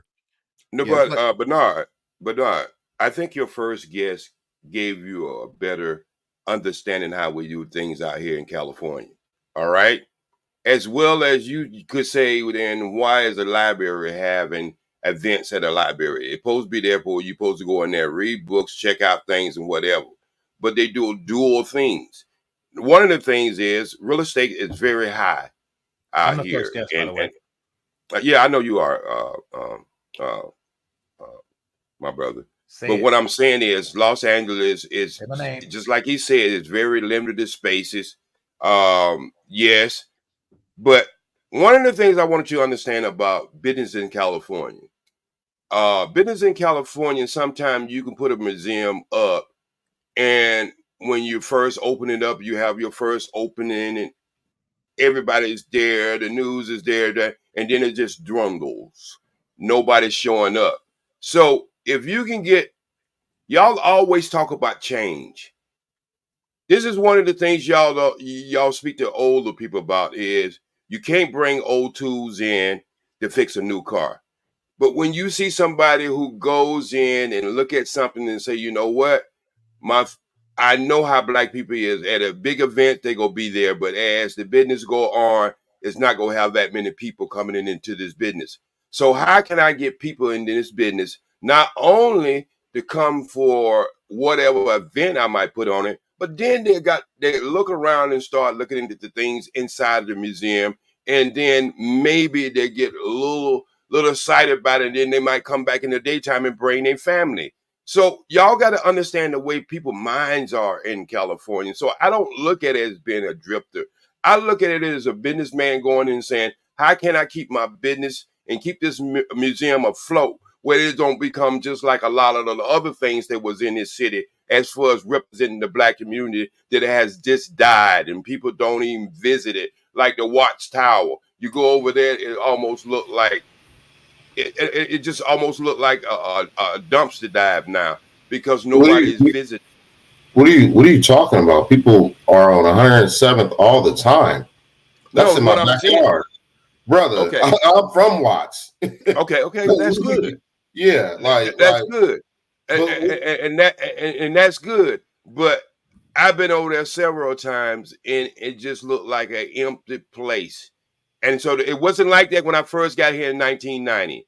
And let's just look at the rapper who did that thing on the corner of almost the corner of Nipsey Hussle. Nipsey Hussle. Go look at that building, bro. Yeah. Go look at that whole area now. And so that's just what I'm saying is our attention span as black people is like 1.5 seconds. You know, So and so we have to do So things out here. the marathon ain't still going? Nah, that's Bro, just some if political. Damn. That's some political stuff. with I the understand city that, and bro. the I permits understand. and them trying to tarnish that legacy. That's a whole different conversation. What I'm saying is we're being hit. We're being hit from all sides. You know why the Klan is not even talked about anymore? You know why? Because we do a goddamn better job. Come on, OG. OG. Y'all can say what you say. We do a goddamn better job. OG, so we No. gotta I'm gonna right. slide that in because we do a better job. No, OG. Well, this is the thing, OG. This is what I'm gonna say, right? The problem and the issue is, again, for so long, niggas ain't never said nothing. A lot of stuff that need to be said, like the church, right? For so long, we didn't say anything about the church to the point of where the church became one of the most detrimental things for the black community overall. All right, that's something that we've accepted. That's his mistakes. That's the mistakes of the church. But hold on, OG. Wait. But fantastic. That's the mistakes of the church. And could have been it could have been corrected. But exactly. how influenced was the church when we was being attacked by everybody, where the church did go in there and do good things? Did we forget about what that? We're saying is, and that's what we're saying, OG. So when the church started going left, right? When the church started getting off the track of what it was supposed to be, there were not enough people stepping up and speaking up. And if you did step up and speak up, you shut up. Don't you say something bad about my pastor. Don't you say nothing bad about the church. Okay. Don't you talk against the Lord. He working for the Lord. So what we're telling you is black men have understood that. And now it's your job to call the shit out. The biggest issue and problem with niggas do the same thing for the military. You can't cut everybody off now, brother. Let him go, OG. Let him talk. We ain't cut you off now. We let you have your whole sermon and benediction. Okay, well, you having a Martin Luther King speech, right, brother. I ain't been talking 3 minutes after you cut me off. I got you. But so this is the problem, right? Don't knock the hustle and mind your business. That's two of the biggest. Those mentalities are the two biggest things wrong with niggas. As to where he getting his money, no matter how he getting his money, be it illegally, be it something that's legal but shifty, crafty, grifty. Don't you say nothing because that man getting his money and don't hate on that man. No, bro. If something is happening that is detrimental or predatory to other black people, we should not be cool with it. And that's the issue and problem. This man did a whole thing to where he crowdfunded over $1 million, bro, for a building that he said he was gonna have an independent building. That didn't happen. So what did he do? He found something a lot cheaper, and what he pretty much did was skim the money off the top and get something cheaper, and then keep the extra money for himself. And like you said, now because hold on, how do you know? Wait, hold on. How do you know that part happened? That's something I know about. You saying that he crowdfunded because he was going to buy a building, but he never bought the building. He just said it. Yeah. He literally said it in the thing you showed. Oh shit! I wasn't even paying attention to my own shit. But yeah, he has been saying it. Yeah, it is true. So it's like what happened to the other money, and then I would like to kind of just tack on to that argument with the fact that there are already institutions that are there that has been quote unquote not necessarily getting the support or funding or whatever the case may be. So if that's your vein and that's how you felt, how come you didn't support those institutions that were already there? Because maybe they didn't see his vision. Maybe he did. I'm just saying we're all speculating, bro. We all speculating. So all right. So maybe he did go in there saying, "This is how we can do it." Can we go into partnership? We don't know about these conversations. Well, wait a minute. So I took your argument from earlier. Earlier, you said, "How come they don't join the people who's already doing the stuff?" And this is what I said. This is what I said. Wait. How long we been going with the Democrat? How long we been going with the Democrats? All right. How long we been asking them to change? Now all of a sudden, the younger people now are switching lanes and they're going over to the Republican Party. Now, maybe somewhere down the line, somebody go forget that we was asking so much from the Democratic Party, and then they've never paid us any attention. They just say, well, we know y'all go vote for us in a 90% or 80% percentile. And then so we just not even gonna think about what the fuck y'all talking about. So now the younger generation say, fuck the Democrat Party. We're going over to the Republican Party. And we're gonna offer them something and see what they will offer us. Because we damn sure ain't getting it from the Democrat Party. It's the same shit, bro. I mean, I think what it comes down to in this case is how much of a museum it is. Like if you just go there and there's just a barrel of cotton saying this was picked by slaves, then bro, it's a work in progress. It's like, okay, then it's a grift. It's a work in progress. See, this is what I'm talking about. Belittling shit. This is what I'm talking about. Belittling shit. No, we don't know. We don't know how little it is. But wait. You probably haven't invested a fucking dime in it. But then you will come up with look. I expect that from a man who put penicillin in the glove department. I do. Oh my God. All right. So I expect that. I expect that from a man who would do some shit like that. Would say some shit like that. Okay. But what I am telling you, it's the same shit. It's the same shit over and over. I don't see all my fucking life. Black people are never satisfied. Well, OG, what I'm saying is not that we never. I'm saying that investigation is required. Can you agree with that? Most certainly. But okay, so what's with all the talk? It is. That's all I'm saying. We need to investigate what level of museum this is. You don't become the judge and the jury before you do your fucking investigation. I didn't. I said investigate. But if you just judge and jury me. I said investigate, and you talking penicillin talk. How are you gonna looking for a good goddamn outcome? That's why they move trials to other states. What are you talking about? I said, what I'm saying is, you saying investigation, but you don't sway mindsets in a negative way into a narrative way before you do your investigation. I'm saying determine what level of a museum it is. I came on saying to Bernard that a lot of things here in Cali double as other things. I came on with that energy. I got you. So don't come at me like I'm judging harshly. I'm swinging the hammer, goddamn. I'm saying this right quick, fantastic. Because the thing that's in question is what level of museum it actually is. That's what's in question. If it is not a sufficient museum, then it is a grift. Is that a fair statement? Okay. You know as well as I know, all museums are work in progress. You know, I don't give a damn what museum it is.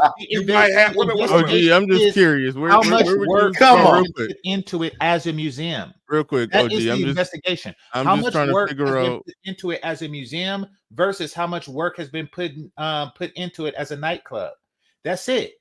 It's 90. The word I was looking for was somebody who's ran museums told me. He said there was no curated art in there. That was the word he's looking for. I barely understand exactly what that means, but that was a person who basically told me about this. I didn't find this on the internet. Somebody 2 months ago told me about it, and I was like, "What? Is it an art museum or I told you, Bernard? Basically, Bernard. My bad. Go ahead. Go ahead. Go ahead. I'm gonna cut you off. Well, damn it. The other thing I was gonna say. No, I want you to go. I was gonna ask OG a question. That's why I told you. Artifacts, verifiable artifacts, Bernard. Stuff that is from whatever the museum is supposed to be about. That's verifiable. That you can justify. Hey, this is a fucking cotton gin that Eli Whitney, he actually put his hands on, or the fucking the damn gun that they use in a slave rebellion, right? Stuff like that. That's what we saying. What I'm telling you is this. The shit is at best, bro. I would give like 70-30 nightclub event thing and then damn museum. The point of the matter is, bro, Tariq Nasheed has posted this stuff. The reason why I know what it is, OG, and this is why, like, OG, I'm agreeing with what GC said. The investigation has already been done for you, OG. All you got to do is go to Tariq Nasheed's own page, his social media, and he'll show you. Like, wait. Y'all be acting like I just get out of a fucking casket 1 year and everything is going past me. What I'm saying is, fantastic. I don't see the same shit you seen. I'm here. What are we arguing? So what we're talking about is I look at it in a different way that you look at it. So hold on. So OG. So if you see bitches in motherfucking cat suits and them playing motherfucking goddamn whatever the latest rap song is in the background, brother, what is we arguing about, brother? More so than people walking. Because I seen. Wait, that's a nice artifact right there. Wait. Look, That's because the I strip seen club ladies. named the museum. I seen ladies in cat suit, men's eating watermelons while they're doing a cartwheel with their finger in their ass, and still donate to. Where did you I see ain't gonna that have to at? pause for shit. Y'all pause for this bullshit. Game changer. I don't know why Game changer want to buy a ticket to that. Again, watermelon. Y'all so guarded over y'all masculinity. Y'all want to quit turning up your mic. I see you reaching to turn up your mic. I saw you. No, I didn't. I don't turn it up that way, man. I do it a different way. Anyway, I won't do it that way. Game changer want to buy a ticket to that, whatever that event was. Oh, I know he no, not the thumb the watermelon. But the watermelon and crap like that. I'm like, what? Wait, what? Listen what I'm saying. But no, hold on. Let me say no, I want to get this in. Can I get this Got in? everything in. No, I want to get this in. I'm gonna get this in. In Savior's Day, in the Nation of Islam, we have a lot of people who would disagree. We were like their lifestyle, but when they come in, they see the work that we do, and some of these people will never go through their agent or their manager, and they donate a lot of money into what we are doing. And this is what I'm saying. This is what I'm saying is everybody on this planet, none of us are doing things the right way. All of us have hiccups in life. But if you can contribute to something that you might not be able to do and someone else is able to do, that's a positive thing, bro. But what I find out in our community, we're willing to tear things down if it don't have the vision that we think it should have. And I just say, let's just let things mature sometime before we get on a pulpit and trying to tear it down or speculate or anything. Let's see what the finished product is, and then we can have a good judgment of what it is. That's all I'm saying. Okay. All right. OG, now hold on really quick. Hold on. Who was that? Was that Salty trying to get in? Yes, sir. Okay, I got you next. This is where I'm at with it. Like, where would you draw the line? Okay, he started out, he presented it and advertised it like this. Hold on. Greetings, family. This is Tariq Nasheed. I am your community servant. Right now, I am in South Los Angeles on the world-famous Crenshaw Boulevard. And with your help, we want to build the first ever hidden history museum. Okay, he presented like that, but then when he opened it up, if it's full-blown titty bar and ass cheeks clapping in there. All right, at what point where would you draw the line and say, okay, yeah, that was scammy. He got people to donate for something, but he took the money and used it for something else. Where would you draw the line? Hey, Bernard. Do you draw that ass cheeks clapping on a pole? Bernard, I seen Nike do a commercial where a motherfucker throw the ball out of one building and it went in a basket in another building. Okay. Now, any motherfucker believe that you can go and purchase some Nikes and you will be able to duplicate that shit. It's a commercial. Go ahead, it's a goddamn commercial. It's a pitch. But, we do it all the time. Yeah, but OG, this is just a commercial. But I'm just saying, you're trying to hold him to a standard. He presented it like all the time. He presented it in a way. Okay, I understand your point, but let me say this: he presented it in a way, made it seem like a noble cause to collect $1 million, and then now we partying, popping bottles of Hennessy. Do you know what $1 million would do in California? Get you a regular ass house. Bullshit, OG. Come on now. No. Real quick. I gotta go to Salty. Wait. Ask the man on your channel right now what $1 million would do in California. I know. No raggedy ass house for $1 million. OG. No. I'm telling you. The real estate out there is crazy. We get that, but I want to go to Salty. To be fair, at least up here, you can get something decent, but it's nowhere near what we get. it's nowhere near what $1 you would million get. house. Wait a All minute, right, wait a hold on. minute, Yeah, wait. listen, $1 listen, million listen, listen, house listen, here listen. would be like Hey, a hold on, man. Hey, I hey, want you've to. been patient. Agree. Hey, I I've want been to patient, go. bro. Hold on. I'm trying to go to Yeah. trying to go to Salty on here. Shout out to Nuruddin. He sent like 4 or 5 super chats. I think I'm about to get to him. He says, well, I'll get to this one right now. He says, "Well, Bernard, is it true, yo, King, not my King, King Dr. Umar got attacked by a queen?" Yeah, well, she didn't get to attack him, but she stormed the stage and they grabbed her. But yeah, he says, ain't that something? Yeah, absolutely, absolutely. Shout out to Nuruddin. Appreciate you coming through. He says, I attacked your kings. I got knocked off. There's something that I can put a 5 on it. Hi, knocking off your kings. Hypocrisy. Shout out to you. Shout out to you again. He says, Bernard, I just saw the video. Why is he calling him my king? Why are you calling him my king of consciousness? He said, king of conscious strippers finally getting his hypocrisy back, and it's failing. I know his I don't know what that means. Got pushed. I don't read emoji. I don't read emoji very well. He said that, And but kind of why he small. putting a damn $10 bill around on the stripper at the strip club? Go ahead. That's an Afrocentric Elks Club. That's funny. Shout out to I love my ad block. Shout out to you and shout out to Nuruddin once again. He said, Bernard, I knew this was come. Now King's hypocrisy is coming home to roost, and now he's getting what is coming to him. It was just a matter of time. Thank you, Nuruddin. Appreciate the super chats. All right, Salty. Thank you for your patience. Go ahead. You got it. So I'm a 3rd generation Angelino. I can say at least since my family's been in Los Angeles, there's been 3 riots: 1943, 1965, which is arguably one of the most destructive riots that ever happened in the history of the United States as far as urban riots, and then obviously 1992 riots. Now, the most recent iteration of those riots in which people did tear down their own community, where the last of Black businesses and community economic development was there, you had a wave of money being pushed into the community, okay? And then you had, people doing the grift, where, people would throw watts on stuff, okay, just so that they can get grant funding, and you will see them show up today and leave tomorrow with all that money. So at one point, do we call things what they are, a grift? Now, I mean, I understand, OG, you said that you've been there since 1990. Okay. I myself was raised in LA, and not only that, there's been 3 generations of us being here.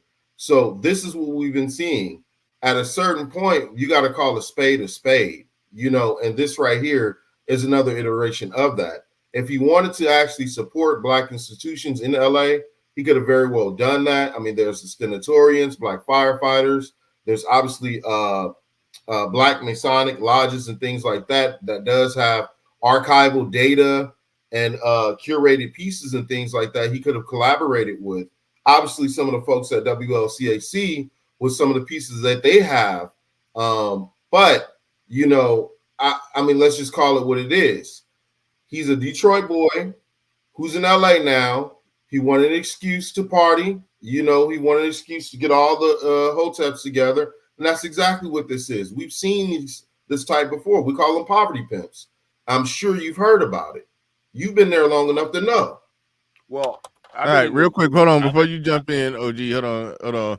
This is kind of annoying me in the chat room. He says, "Why don't you dudes crowdfund and build a museum?" I have zero interest in building a museum. This isn't like that. That's a dumbass statement. This isn't about us saying, yeah, we need a Black museum. We just don't like the way he did. We don't like the art he got in there or the exhibit. So like that's not the conversation that's happening here. Goddamn. Claiming to want to be the goddamn. We not claiming to want to be the hidden colors infinity, nigga. Stop it, man. I hate you niggas that had these weak ass arguments, bro. Stop. That shit is all right. Son is hot raw. Sorry, I missed you super chat. He says, if he's just supplying alcohol, then he's okay. But if serving alcohol to profit from, and he doesn't have a liquor license, his museum will be shut down. Yeah, I did hear from the person who told me about this in person, not somebody online, said that his understanding of it is that he was trying to get liquor license and all of that stuff too. So there's that. But all right. I just say, go ahead. look, I just say from my experience, this infighting didn't just start today. I've seen it all my life, bro. What I seen infighting? it. What infighting? Well, just let me just explain it my way, Bernard. Yeah, but Because you I think said you know what the hell I'm talking about. I don't know how to break down what I'm saying. I think it goes along with this conversation. You know exactly what I'm saying. I don't know what you mean All about this infighting that we're doing over the internet has been done way before this communication device started. All right. I seen it all my life. Yes, my brother. I was here in 1992 when one of the worstest things that ever happened to the city. And I know there was history before that. But what I am saying is that I see, and maybe y'all don't believe in it because y'all do what y'all do. This is Black History Month. And I have seen Black people tearing down people more in this month right here than any other month. And I have hardly seen anything positive as us as a Black community contributed to anything as far as history of us this month. And if these things supposed to be, and I understand the entertainment value of anything, but I think you could be funny on anything, even history. So what I'm saying is we spend too much time in the dirt like a Hoover vacuum cleaner. And what I'm saying is if that's the way you have to raise other people's mind, hey, go for it. That's your strategy, go for it. But I'm telling you, it ain't nothing new.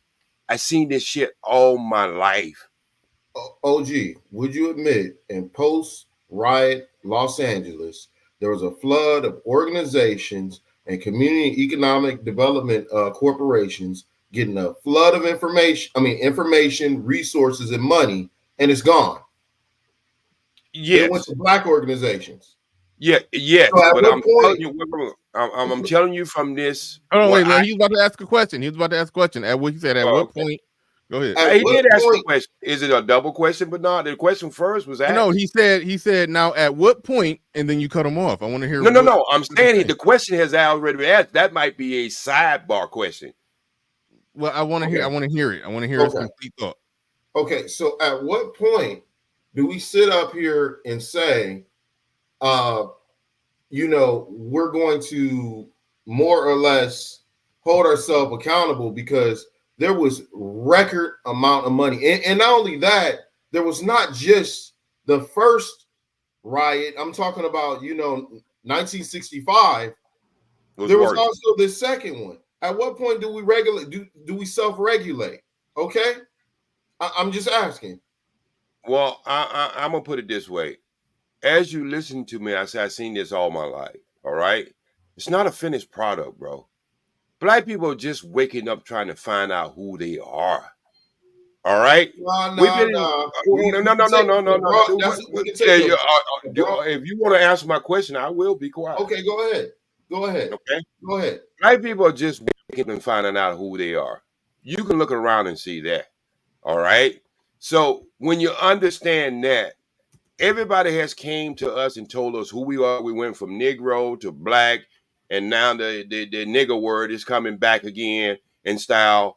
And so what I'm saying is we are people who are very unique than any other Black people I ever met in the world. And I'm saying we have a unique position due to the fact how we got to this. Okay? So it's going to be a struggle. I do understand that. It's going to be a struggle. And as far as your question, there was nothing perfect about LA when I first got here, because I'm going to tell you the truth about what you just said. You had an integrational problem when you first got here. When it was talking about 400,000 and 500,000, it was really like 7 million. Matter of fact, it was hard for me to even find Black people in LA. Okay? Because of there were certain segments in LA like Compton and Watts, yes, that historically has been Black, but we know Watts was white before it was Black. But what I do say to this, y'all had some business y'all wasn't taking care of. because y'all was trying to integrate everybody in and love everybody else and not love yourself. And that's why you got what you got in LA now. And not only just in LA, you got this model all over the United States now. So don't act as if everybody was singing Kumbaya before the 92 riots and everything was going well, because you know damn well that's not the truth. Bro, I don't know what you're talking about here. Maybe you meant Compton was white before. Watch. You could. I mean, you could look it up. I mean, I don't have to look it up. I know the historian of that. You know that train station right there. Wait a minute. You know that train station right there on the 103rd Street train station. Bro, do you know where the train station at, right? Let me reply to that. You rested your case. Let me go ahead and rest mine. Okay. All right. I ain't resting my case. We just got started. Okay. Okay, brother. His case ain't never rested. Wait a minute. First, I don't give it to bullshit. Wait a minute. First, you came. I know, but let him talk. Your case is not rested, but just let him talk. So there's the appeal to authority. First, you use your sort of experience as far as LA go to qualify you being somebody who actually knows what goes on in LA, and you couldn't go there. So now you want to go to Watts. But how about this? And people could look it up. It's very empirical, whatnot. Watts has always been integrated. Okay, it was one of the first places that Black people moved to, and it became a Black mecca of Los Angeles a little later, just like anywhere else where Black people have moved to during the Great Migration. So you could, brother, you said on my lap like a dummy. I just said that. Okay. Come on, so, man. I mean, he just repeated what the fuck I just said and then try to say that I didn't know what I was talking about. Okay. Go ahead. So there's been a swather of Black institutions, Mafundi Institute, Watts Writers Workshop, so forth. All those different rich histories that had to do with quote unquote Black folks. But in typical Black fashion, we don't know how to take care of our own business. We like to go ahead and more or less grift, or whatever the case may be. Like, for example, there's Unity 2, Unity 1, gang intervention programs and stuff like that, where there's obviously grifting. We tear down our own stuff. We don't adequately self-police. We don't adequately hold ourselves accountable. Yes, there were institutions there. I mean, there was, theaters.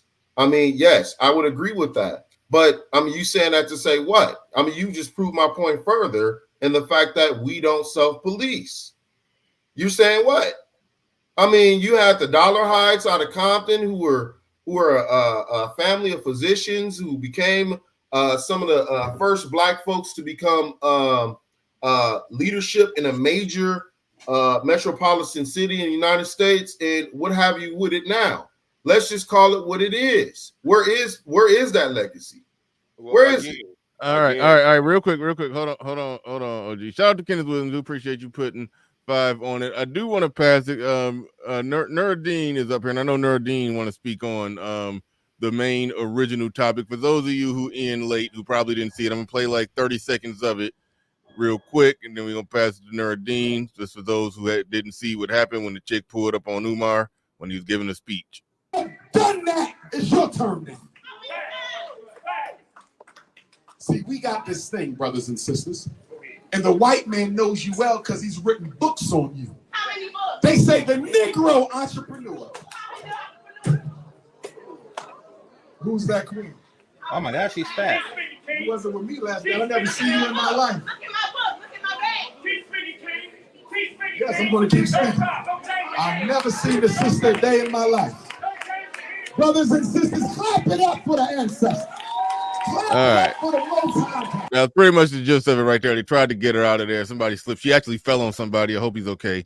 And then wait, I want to see her fall. I want to see her fall. Old ass. All right, here it comes. He got some old ass security. Couldn't have been any man security in the first place. I was about to say, OG, you saying they ain't had that NOI security. They would have belly to back suplexed her ass, huh? It was a different story. Oh my what God. I am saying is, oh my God. Holy crap. Stay focused. There's a whole lot to pick up. We gonna stay focused. See that guy right there? He just a football. That's number one.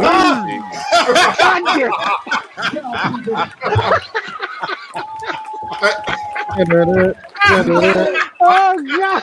I remember one day. I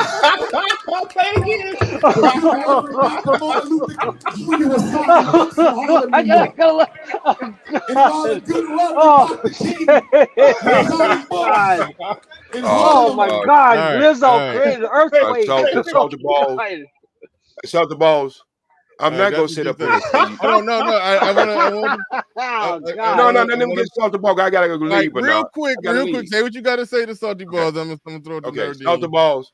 I'm not gonna sit up here and say you don't have valuable points, bro. Oh crap! That'd be totally disingenuous. Okay, but what I'm saying is when we having the conversation as far as when it comes to the black community, there are so many different layers, and I understand that, but we have to look at all them layers to unpack it. And it's most of the times we don't do nothing but cause we say black people are at fault, but there's other things that mixed into that Kool-Aid too. So I'm gonna leave y'all peace, love, and always strive for the truth. I like to have the conversation. I just believe it's time for us to put more effort in, stop having so much of accusing spirit, and just do the right thing. And Bernard, you could have easily called my brother about his museum and set up this. And since you held it so long, you could have set up, you could have interviewed him or whatever. And this is what I'm just saying. We take shortcuts. He wouldn't answer my question. He might. You never know. But what I'm saying, we take shortcuts and take jabs at people when we can do things much better ourselves. And you have a right to run your show the way you want to run your show, and I give you that privilege. And it's very entertaining. And at least you let me come up here and voice my opinion, which a lot of people wouldn't have did. So I respect you for that. Fantastic. I'm glad you made it back, and you enjoyed yourself for the week. It was nice meeting Fantastic. Wait, hold on, wait. I did ask Fantastic when he came up the other day. I said, because you was looking like you was part of the little fella federation based off that picture where it's at. I think I still got it. He did confirm you are. Damn it, I got rid of the picture. He did confirm you are a legitimate 6'1". You was looking very 5'9.5" on that picture. But all right, it just shows I'm a real BABG. Goddamn. Yeah, he just big as hell. Fantastic is like a goddamn Miller guard on a fucking football team. But anyway, I'm glad he made it back. I know I'm not gonna say where he was. He was down there in the festivities of Louisiana. I think he was down there for the Mardi Gras or whatever, wherever that's at. I can see it now because he's back home. I wouldn't give what you was doing then, but it's good to make you made it back, my brother. And for the first time, it was good talking to Salty Ball. I always see his commercials and sponsors on your show. Peace and love, and always strive for the truth. And y'all have an amazing weekend. Salute, OG. All right. And look like Salty Balls. Look like Salty Balls got to leave too. He says, I think you said, am I reading that right in the back? Says, salute y'all. I got an appointment. I got an honor. So yeah, if you got a roll, Salty, peace and salute to you. Glad you came on up. But all right. Let's get into it. Where we at? Play the fall again, please. You want to play the fall again?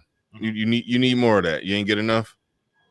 Okay, me neither. I didn't see it well enough. No, I was too busy laughing. So yeah, if you could, thanks. Gotta laugh again. All right, here we go.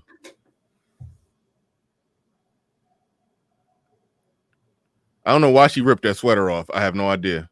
That's how the Kiwis do. Yes.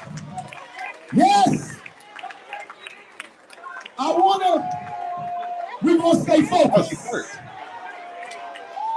We're going to stay focused. No weapon formed against us shall prevail. Okay, it was like a plastic bag underneath them too. No, that was her.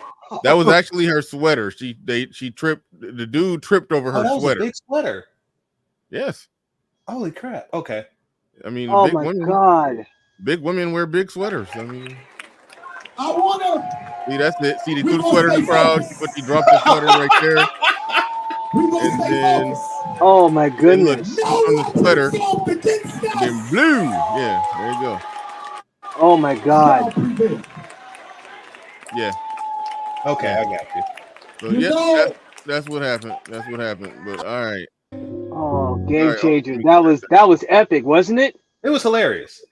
It was And hilarious. you're in California. I hope it didn't hit the Richter Ball, scale. but that just makes it like everything, like the sweater and everything did make it funnier. Mm-hmm. Because you're in California. Because I can feel the Richter scale from here. So Yeah, but that happened in Atlanta. That happened in Atlanta. that's what I'm talking about. That's what I'm Oh, talking okay. about. I I felt it got up you. I here got you. in New York. All right, got you. Hey, I'm But, on my yeah. lunch break. Hey, it's been a while since I've been on, Bernard. How you guys been doing? Oh yeah, doing good, man. Good to hear Well, I from you. got my hazmat, so That's I'm what's up. good, and I'm on my lunch break, so I'm working. But the reason why I call him Yo Kang, he's not your Kang. I just make Mm-hmm. fun of him Mm-hmm. because he sells hypocrisy, and now his hypocrisy is finally coming home to roost. People are seeing through it now. They're finally seeing through the hypocrisy that he's been shelling for the past 10 years. Well, not really. I don't think they seeing through it. And keep in mind, I don't keep up with him that much. So, like Fantastic was alluding to, it's a lot of scammy stuff to go on. Exactly. I don't follow him enough to know that. I just know when I looked at that situation after somebody told me that, that Hidden History Museum is a damn nightclub / comedy club / event center with a minimal focus on the history, then it's like GC said, that wouldn't be a problem because people, you own a building, you're going to dual multi-purpose it, but people don't send those millions so you can get a bottle popping night spot, and so it's like, so it do look like that was the game. Like What I'm seeing is finally, the queens or the quangs, I call them, they're finally waking up to the BS and finally saying, well, wait a minute, this guy's been talking all this craziness and nothing's going on. So now I'm not saying she should have went up there and embarrassed herself. She could have just went up there and asked a simple question and see how he responds. Well, I mean, That's how you that's how you see if he's full of BS or not. But people are finally waking up. The queens are waking up now. I don't think that that's the case. I mean, because here's the thing. She's fat, so she has to make an ass of herself in order to be seen. Like, I mean, people tend to ignore women that look like that. And that's why why did she take off her shirt? Like she needs to make a scene in order to be seen. To make that clear. You need a wide lens for that. I think that her gripe with Umar was really something personal. I don't think that it has anything to do with his collective message. I think that it was something to do with personal dealings that they had or lack thereof. Like you mean like it with the conscious stripper? Sorry? You mean like with the conscious stripper? Well, no, not. I mean, it could be that personal, but I think like she wanted something from him that he didn't get. Like, she wanted him to promote. I think he said something about her book. Yeah, that was weird because guys, I gotta go. No. I'll try to come back. I'll try to come back in. Peace. Peace. Well, she said last night as in they were, she was alluding to intimacy, and actually she pulled like a Bible verse thing. I forget who it was. I think it was like the shit where like the man ended up sleeping with his daughter-in-law, and then she found out she was pregnant, and she was like, "Hey, he kill her because she having sex out here. She getting pregnant." And his drunk ass didn't know it was him. But then she sent back his staff and his thing. It was like a Bible thing. And then this nigga started using Bible references. Nothing, you know what I'm saying? No weapon formed against us type shit. So I think this nigga is admitting to it what he did. Because the same, remember with the conscious stripper, no, never, didn't happen. Then old girl gave them receipts, and the nigga was caught out there. He was up there saying that he never met the woman. So you're saying bro, that? Come on. No, I'm not saying I believe him. What I'm saying is you're saying that he smashed that. Yeah. Okay. I gotta say this. Saying that. She's saying that he smashed. Yeah, she's saying that. And he's. Oh God, dang. In Atlanta, Umar, hold on, wait. I probably should down dig. bad. He smashed her recently. What was she last like? night. She said you was with me last night. Oh, holy That's what crap! she said. Yeah, Y'all you missed doing that part. bad. He Y'all are said, "Look in doing my bad bag." in He said, Atlanta. "Check my That's bag." nasty. On purpose? Like what's oh crap. Listen, bro. Listen, man. Bro. I don't trust nothing Umar says, dog. Again, No, I Umar. believe that he smashed it, which shows that he's a dirty dick nigga. That's nasty. 10 years down, you know, who knows how much money, you know, and then, you know, and the school is up now. But again, what really got me was he actually put out dates and stuff for the school this year, but still never opened it up, bro. He had put out solid dates for the fucking school this year, bro, and he never damn showed up. He never did it. So the school was supposed to open this year and it didn't. This That's year, what you're saying? 2024, or last year? I mean, last year. Fantastic. Okay, I didn't even got the screen up. I can't Yeah. Bernard. All the stuff was this year. He had posted stuff for the 2024 school year for the thing to open up, with the 2023 to 2024 school year to open up. He had a calendar with dates and everything, grand opening, this, that, and the other, parent, teacher, this, la la la. And then meanwhile, this nigga was down in DR tricking with the donations. So she says he likes BBWs, so what? He don't. You see, when people like BBWs, that's all they stick with, but that's not. He takes anything. And he made that obvious with smashing her. And like see, it's embarrassing. It doubles the embarrassment when you get caught up in a scandal with a big bitch. Like it does. It makes you look worser. Like through everything that Jonathan Majors did, he can hold his head up high and say, at least the bitch wasn't fat. Like no matter what, like Johnny Depp, he can hold his head up high and say, at least the bitch wasn't fat. He don't even have that dignity.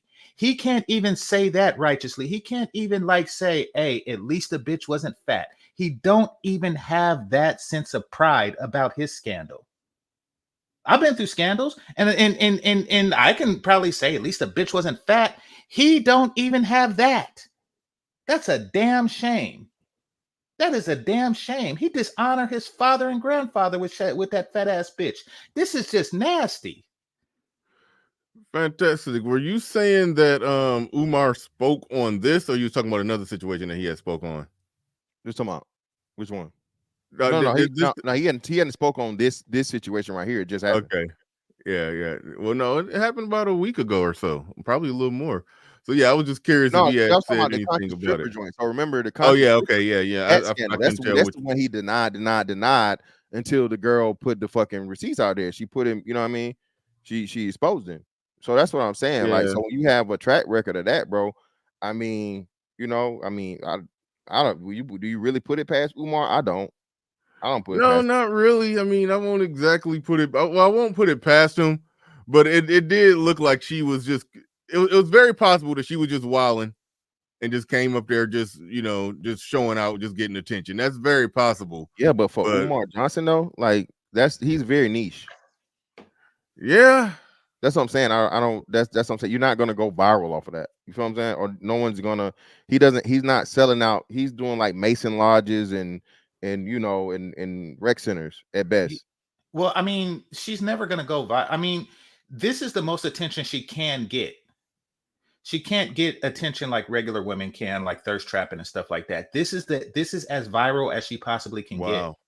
And so that's why she's doing that. Like, how come she didn't just how come it couldn't be a regular pump and dump or something like that? Why did she make a scene at all? Like, did something go wrong? Well, that's what I'm saying with Umar. Who knows? I don't know. Do I believe he sold her a dream? No, I don't believe he sold her a dream. But do I believe he fucking he did pump and dump and he hit her and then blocked her number? I believe that's what happened. I do believe that. Yeah, that's plausible. I mean, he's married, so what does she expect? No. When did Umar get married? Oh, he's not married. I thought he was married. Umar get married. Umar's married. No, fuck no. Oh, okay. That's one of the biggest things of why we're talking about. He always talking about marry a black queen and get you a black queen, and this nigga don't got one. No, I thought he was because he says by next year or something. He said that 5 years ago. I just assumed that he was. No, nigga, no. No, that nigga ain't married. Yeah. I told you, But bro. any- GC, he was in DR, bro. You know, breaking his neck, brother, tricking with them donations. Yeah. Talking Yeah, about so living life. Latinas are African all of a sudden. That's he changed his whole ideology. Saw some thick-thighed chicks down in the DR. But anyway, Salty Balls in the building says, I'm prepping but still tuning in. It boils down to this. It's a class and democratic shields who poverty pimp via non-profits, and it's just being crowdfunded and more public security over grifting. Y'all look up the Unity 2 scan. Thank you for the super chat. Do appreciate that. Salty Balls, do appreciate you. Let's see. Suck on my chocolate salty balls. Put them in your mouth. Put them in your mouth and suck them and suck them. Thomas B in the builder says Umar spoke on this. The video is on King Consciousness YouTube. So Umar did speak on this. I bet it was a bunch of filibuster rhetoric, but and according to him though, Bernard, crazy thing is he says he doesn't have a YouTube channel. I know. Umar Johnson has publicly said that YouTube channel is not his YouTube channel. So I guess it's just somebody that put stuff together. But Umar Johnson said he does not have a YouTube channel. So yep. No, I know. He said all of those are fake accounts who just clip his shit and just put it somewhere. Yeah. So yeah, that's true. I've always known that. But let's see. I think this is him talking about it right here. Okay, wow. Okay. Yeah. He's talking about it. Let's see. Yeah, we're gonna get this in. Shout out to Salty Balls again. She says it says they are grifting via corporations now because 990s are public record. What is that? What is that? 990. One of the forms you have to do whenever you're doing nonprofits or whatever. Okay, cool. Yeah, it's a major nonprofit hustle that goes on out there. A lot of people in the whole black finance sector will be trying to get you to start a nonprofit or do this and do that, and then after you do that, then you got to do this and you got to make this play. It's like that's big business out in with black folks. So yeah, I don't know that game. I don't know the forms you sign, but I be seeing the stuff. But all right, Thomas B, I think I got the video. So thank you very much for that. Thank you very much for that. All right, here we go. Let me pull this up. Probably the last thing we'll do here is get what Umar got to say on whatever the hell happened right there. And where's it at? Right here. All right, let's go. They want to know if I was intimate with the deranged sister who came to the stage and threw her weave lotion on my lecture stage in Stonecrest, Georgia. Is that the conversation? We rather talk about that than talk about institutions. Exploitative, disgusting ancestors already laid their foundation for us. How is the foundation laid? Then you got to say, well, we got to work hard, Dr. Umar. I don't see white folks breaking their back. They already been there, done that. It's your Let's get a backpack. See, we got this thing, brothers and sisters. And the white man knows you well. She about to throw that backpack on stage. You asked about why she got a backpack. And she about to talk Hey, on what's stage. crazy is, Bernard, I'm realizing I guess the lady right here is getting securities getting their attention. It's like, hey, Yeah, they weren't paying no damn attention. I saw that. Yeah, I talked about that earlier at the beginning of the show. She was trying to flag them down, but they wouldn't with it. Because he's written books on you. They say the Negro entrepreneur. Who's that? Another part, Bernard, is they acting like she's just gonna hop up there. What'd you say? They acting like she's just gonna hop up there. Her big ass ain't hopping up on that. Nah, exactly. Yeah, he was perfect. All you gotta do is take 2 steps back. He perfectly safe. She's not hopping up there, bro. I've never seen this sister day in my life. Brothers and sisters, clap it up for the ancestors. Somebody says you're probably an agent provocateur. That's where they come with it. Like, all right. Like they think the events be so important that white people are paying black people to go in and disrupt it. They think the government paid her to go and try to stop all this wisdom that Umar was giving to everybody. That's what they mean. Yes. Yes. We're gonna stay focused. We're gonna stay focused. No weapon formed against us.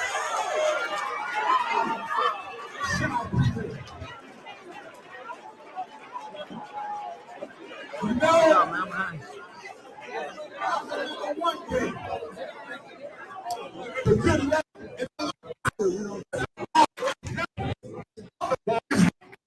Let me say 90% of you. If you leave your day job, y'all need to be at Susie King Taylor Square February 10th. If you have the capital. All right, this is a better audio. I can tell what she said. She said y'all need to be somewhere February 10th, Savannah, Georgia. That was weird. It's like I don't know what. That's why I think part of this is she was just fucking crazy, and she's telling people they need to be at a date at a certain time. It's like this was like part of this was like the ramblings of a crazy person. The other part of it, I think, yeah, he probably did smash, and she talking about you was with me last night. I don't know.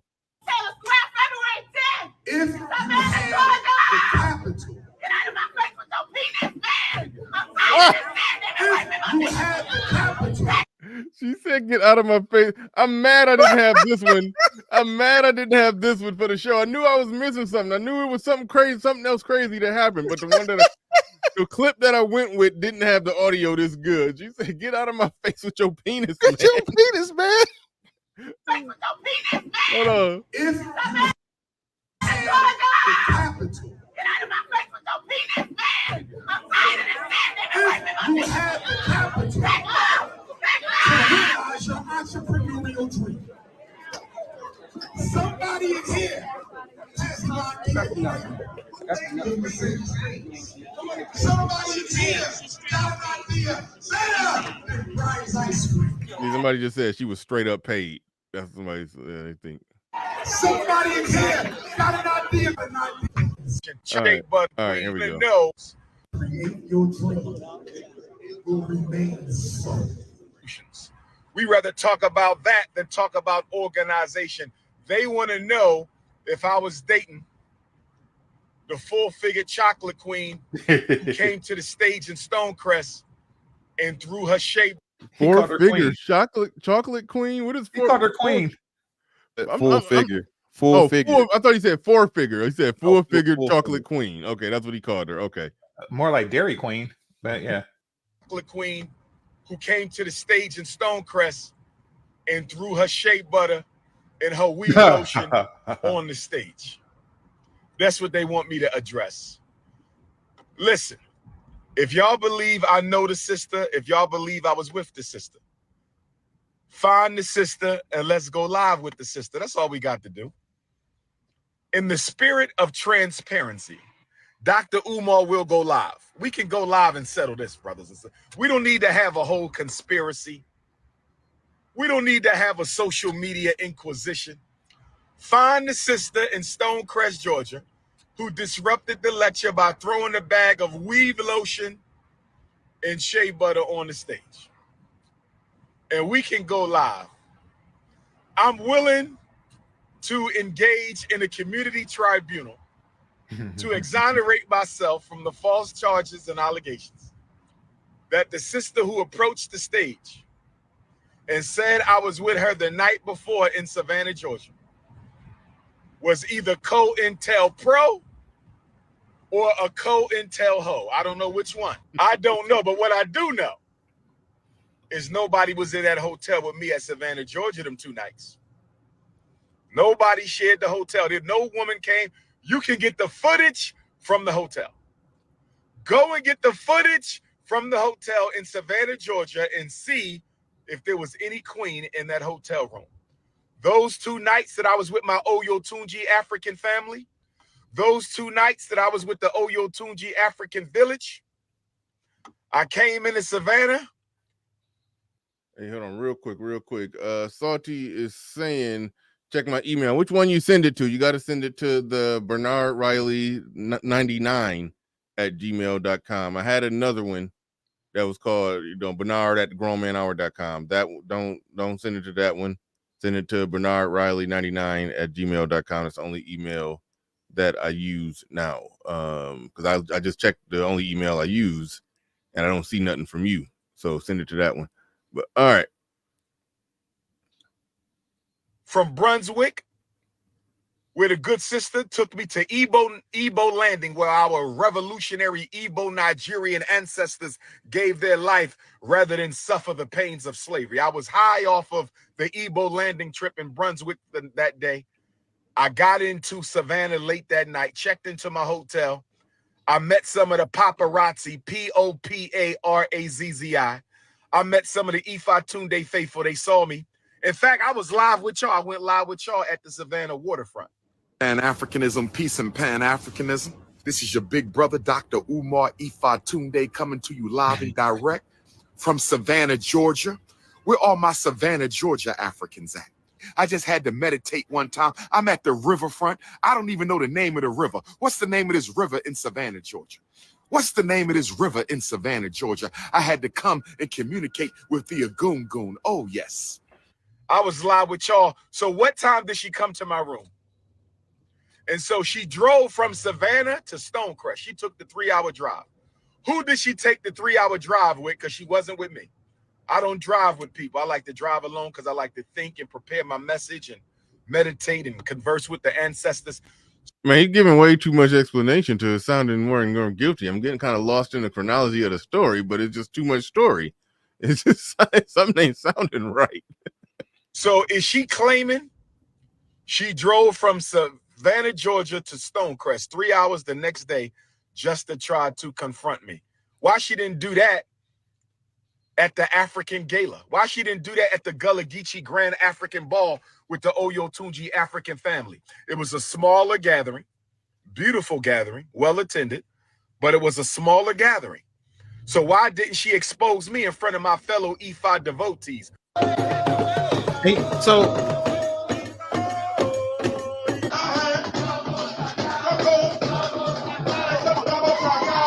what you were saying, Game Changer? Do these niggas just make up words to sound African?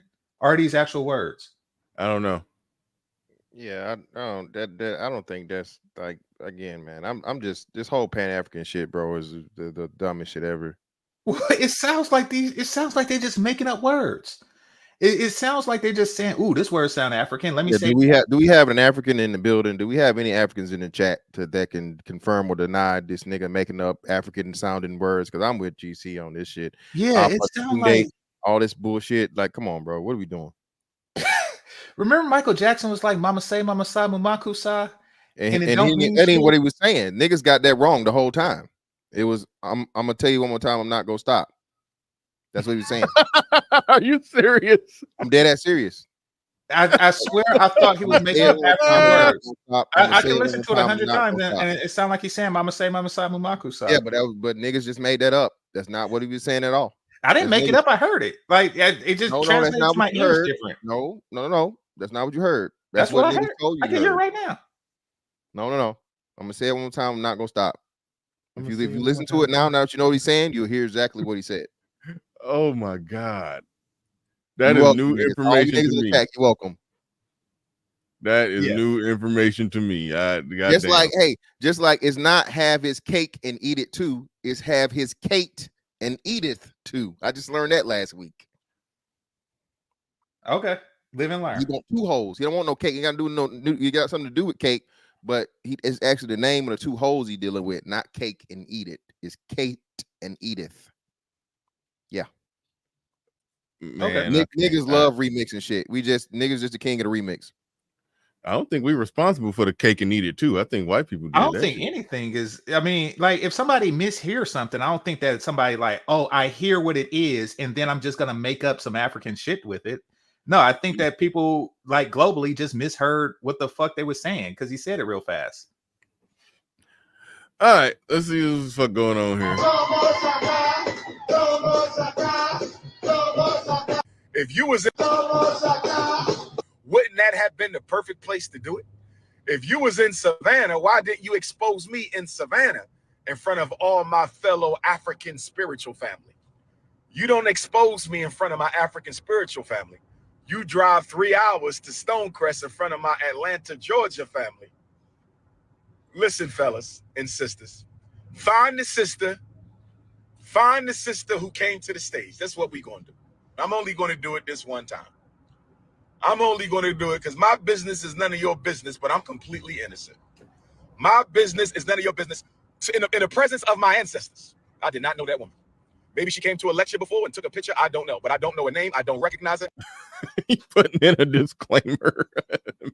Maybe we took a picture before, but I don't know her. And I definitely didn't make any chocolate Cinnabons with that sister. I can promise you that. I can promise you that. I love chocolate queens, but she was not my type. I love me some African chocolate. I love me some Hershey Kisses. Oh, Lord have mercy. I love me some Hershey Kisses. But I promise you, brothers and sisters, that was one Hershey kiss that I did not kiss. I can promise you that. That is one Hershey kiss that I did not kiss. I can promise you that. But I'm going to let y'all run with it. Tasha K, I saw you hating again. That's okay. That's okay. It's all love. It's all love. Don't disrespect the sister, y'all. Don't do that. Y'all been calling her all kind of names. Stop using Caucasian slander to disrespect the black woman. Her behavior was inappropriate, but we don't know what she was going through. She could have been a MK Ultra project of the CIA. We don't know what that sister was going through on that stage. She could be going through, schizophrenia, paranoid schizophrenia. Don't call her names. Don't talk about her skin color. That is beautiful chocolate. That's deep melanin. That's the most beautiful complexion you could be on earth, is that chocolate melanin. Don't talk about her size. We're not going to body shame our sister. We're not going to do that. Black queens forever, snow bunnies never. Don't body shame that woman. She's still a black woman at the end of the day. Stop using that as an excuse to attack and slander black women. Don't do that, family. Don't do that, family. Don't body shame that sister. We don't know what she was going through. She might come back and apologize to the Prince of Pan-Africanism. She might come back and apologize to King Kong consciousness. We don't know what the CIA put in her ginger ale. We don't know what the CIA put in her McDonald's milkshake. What city I'm from? What kind of question is that? I'm from the PHILLY 215. Stop playing with me. What city I'm from? Red light camera. I'm from the continent of Africa by way of North Central Philadelphia.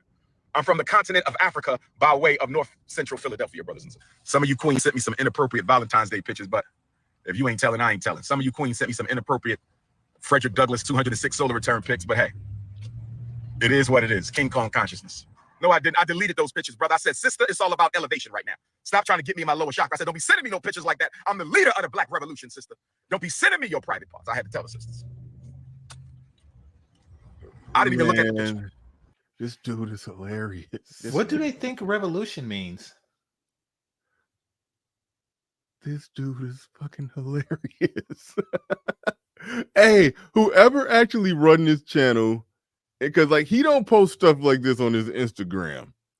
So, but I guess every now and then he'll go live. He won't save it. He won't keep it up. But somebody catch all of his, anytime he do anything, somebody who I guess fucking follow him around the internet and catch everything he say and record that shit, and then come over here and put it on YouTube. Because like Fantastic said, Umar don't run his YouTube channel. He don't got nothing to do with this shit. But somebody catch all his moments that he might not want out there, and he put all that shit on the YouTube. Oh man, I was just about to click off of this video, but it ended up getting good. I didn't even look at it, brothers. 0.1 miles. Brothers, I didn't even look, brothers. I did not look at the picture. I sent the picture back to the beautiful African queens who sent it. I did not look at the picture.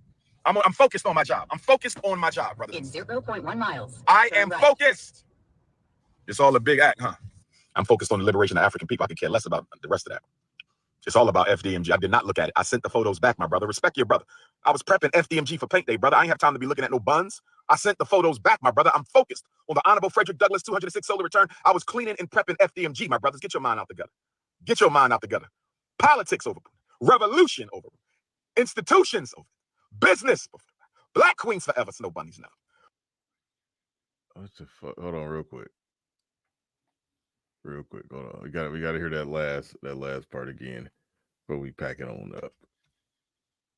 MG, my brothers, get your mind out the gutter. Get your mind out the gutter.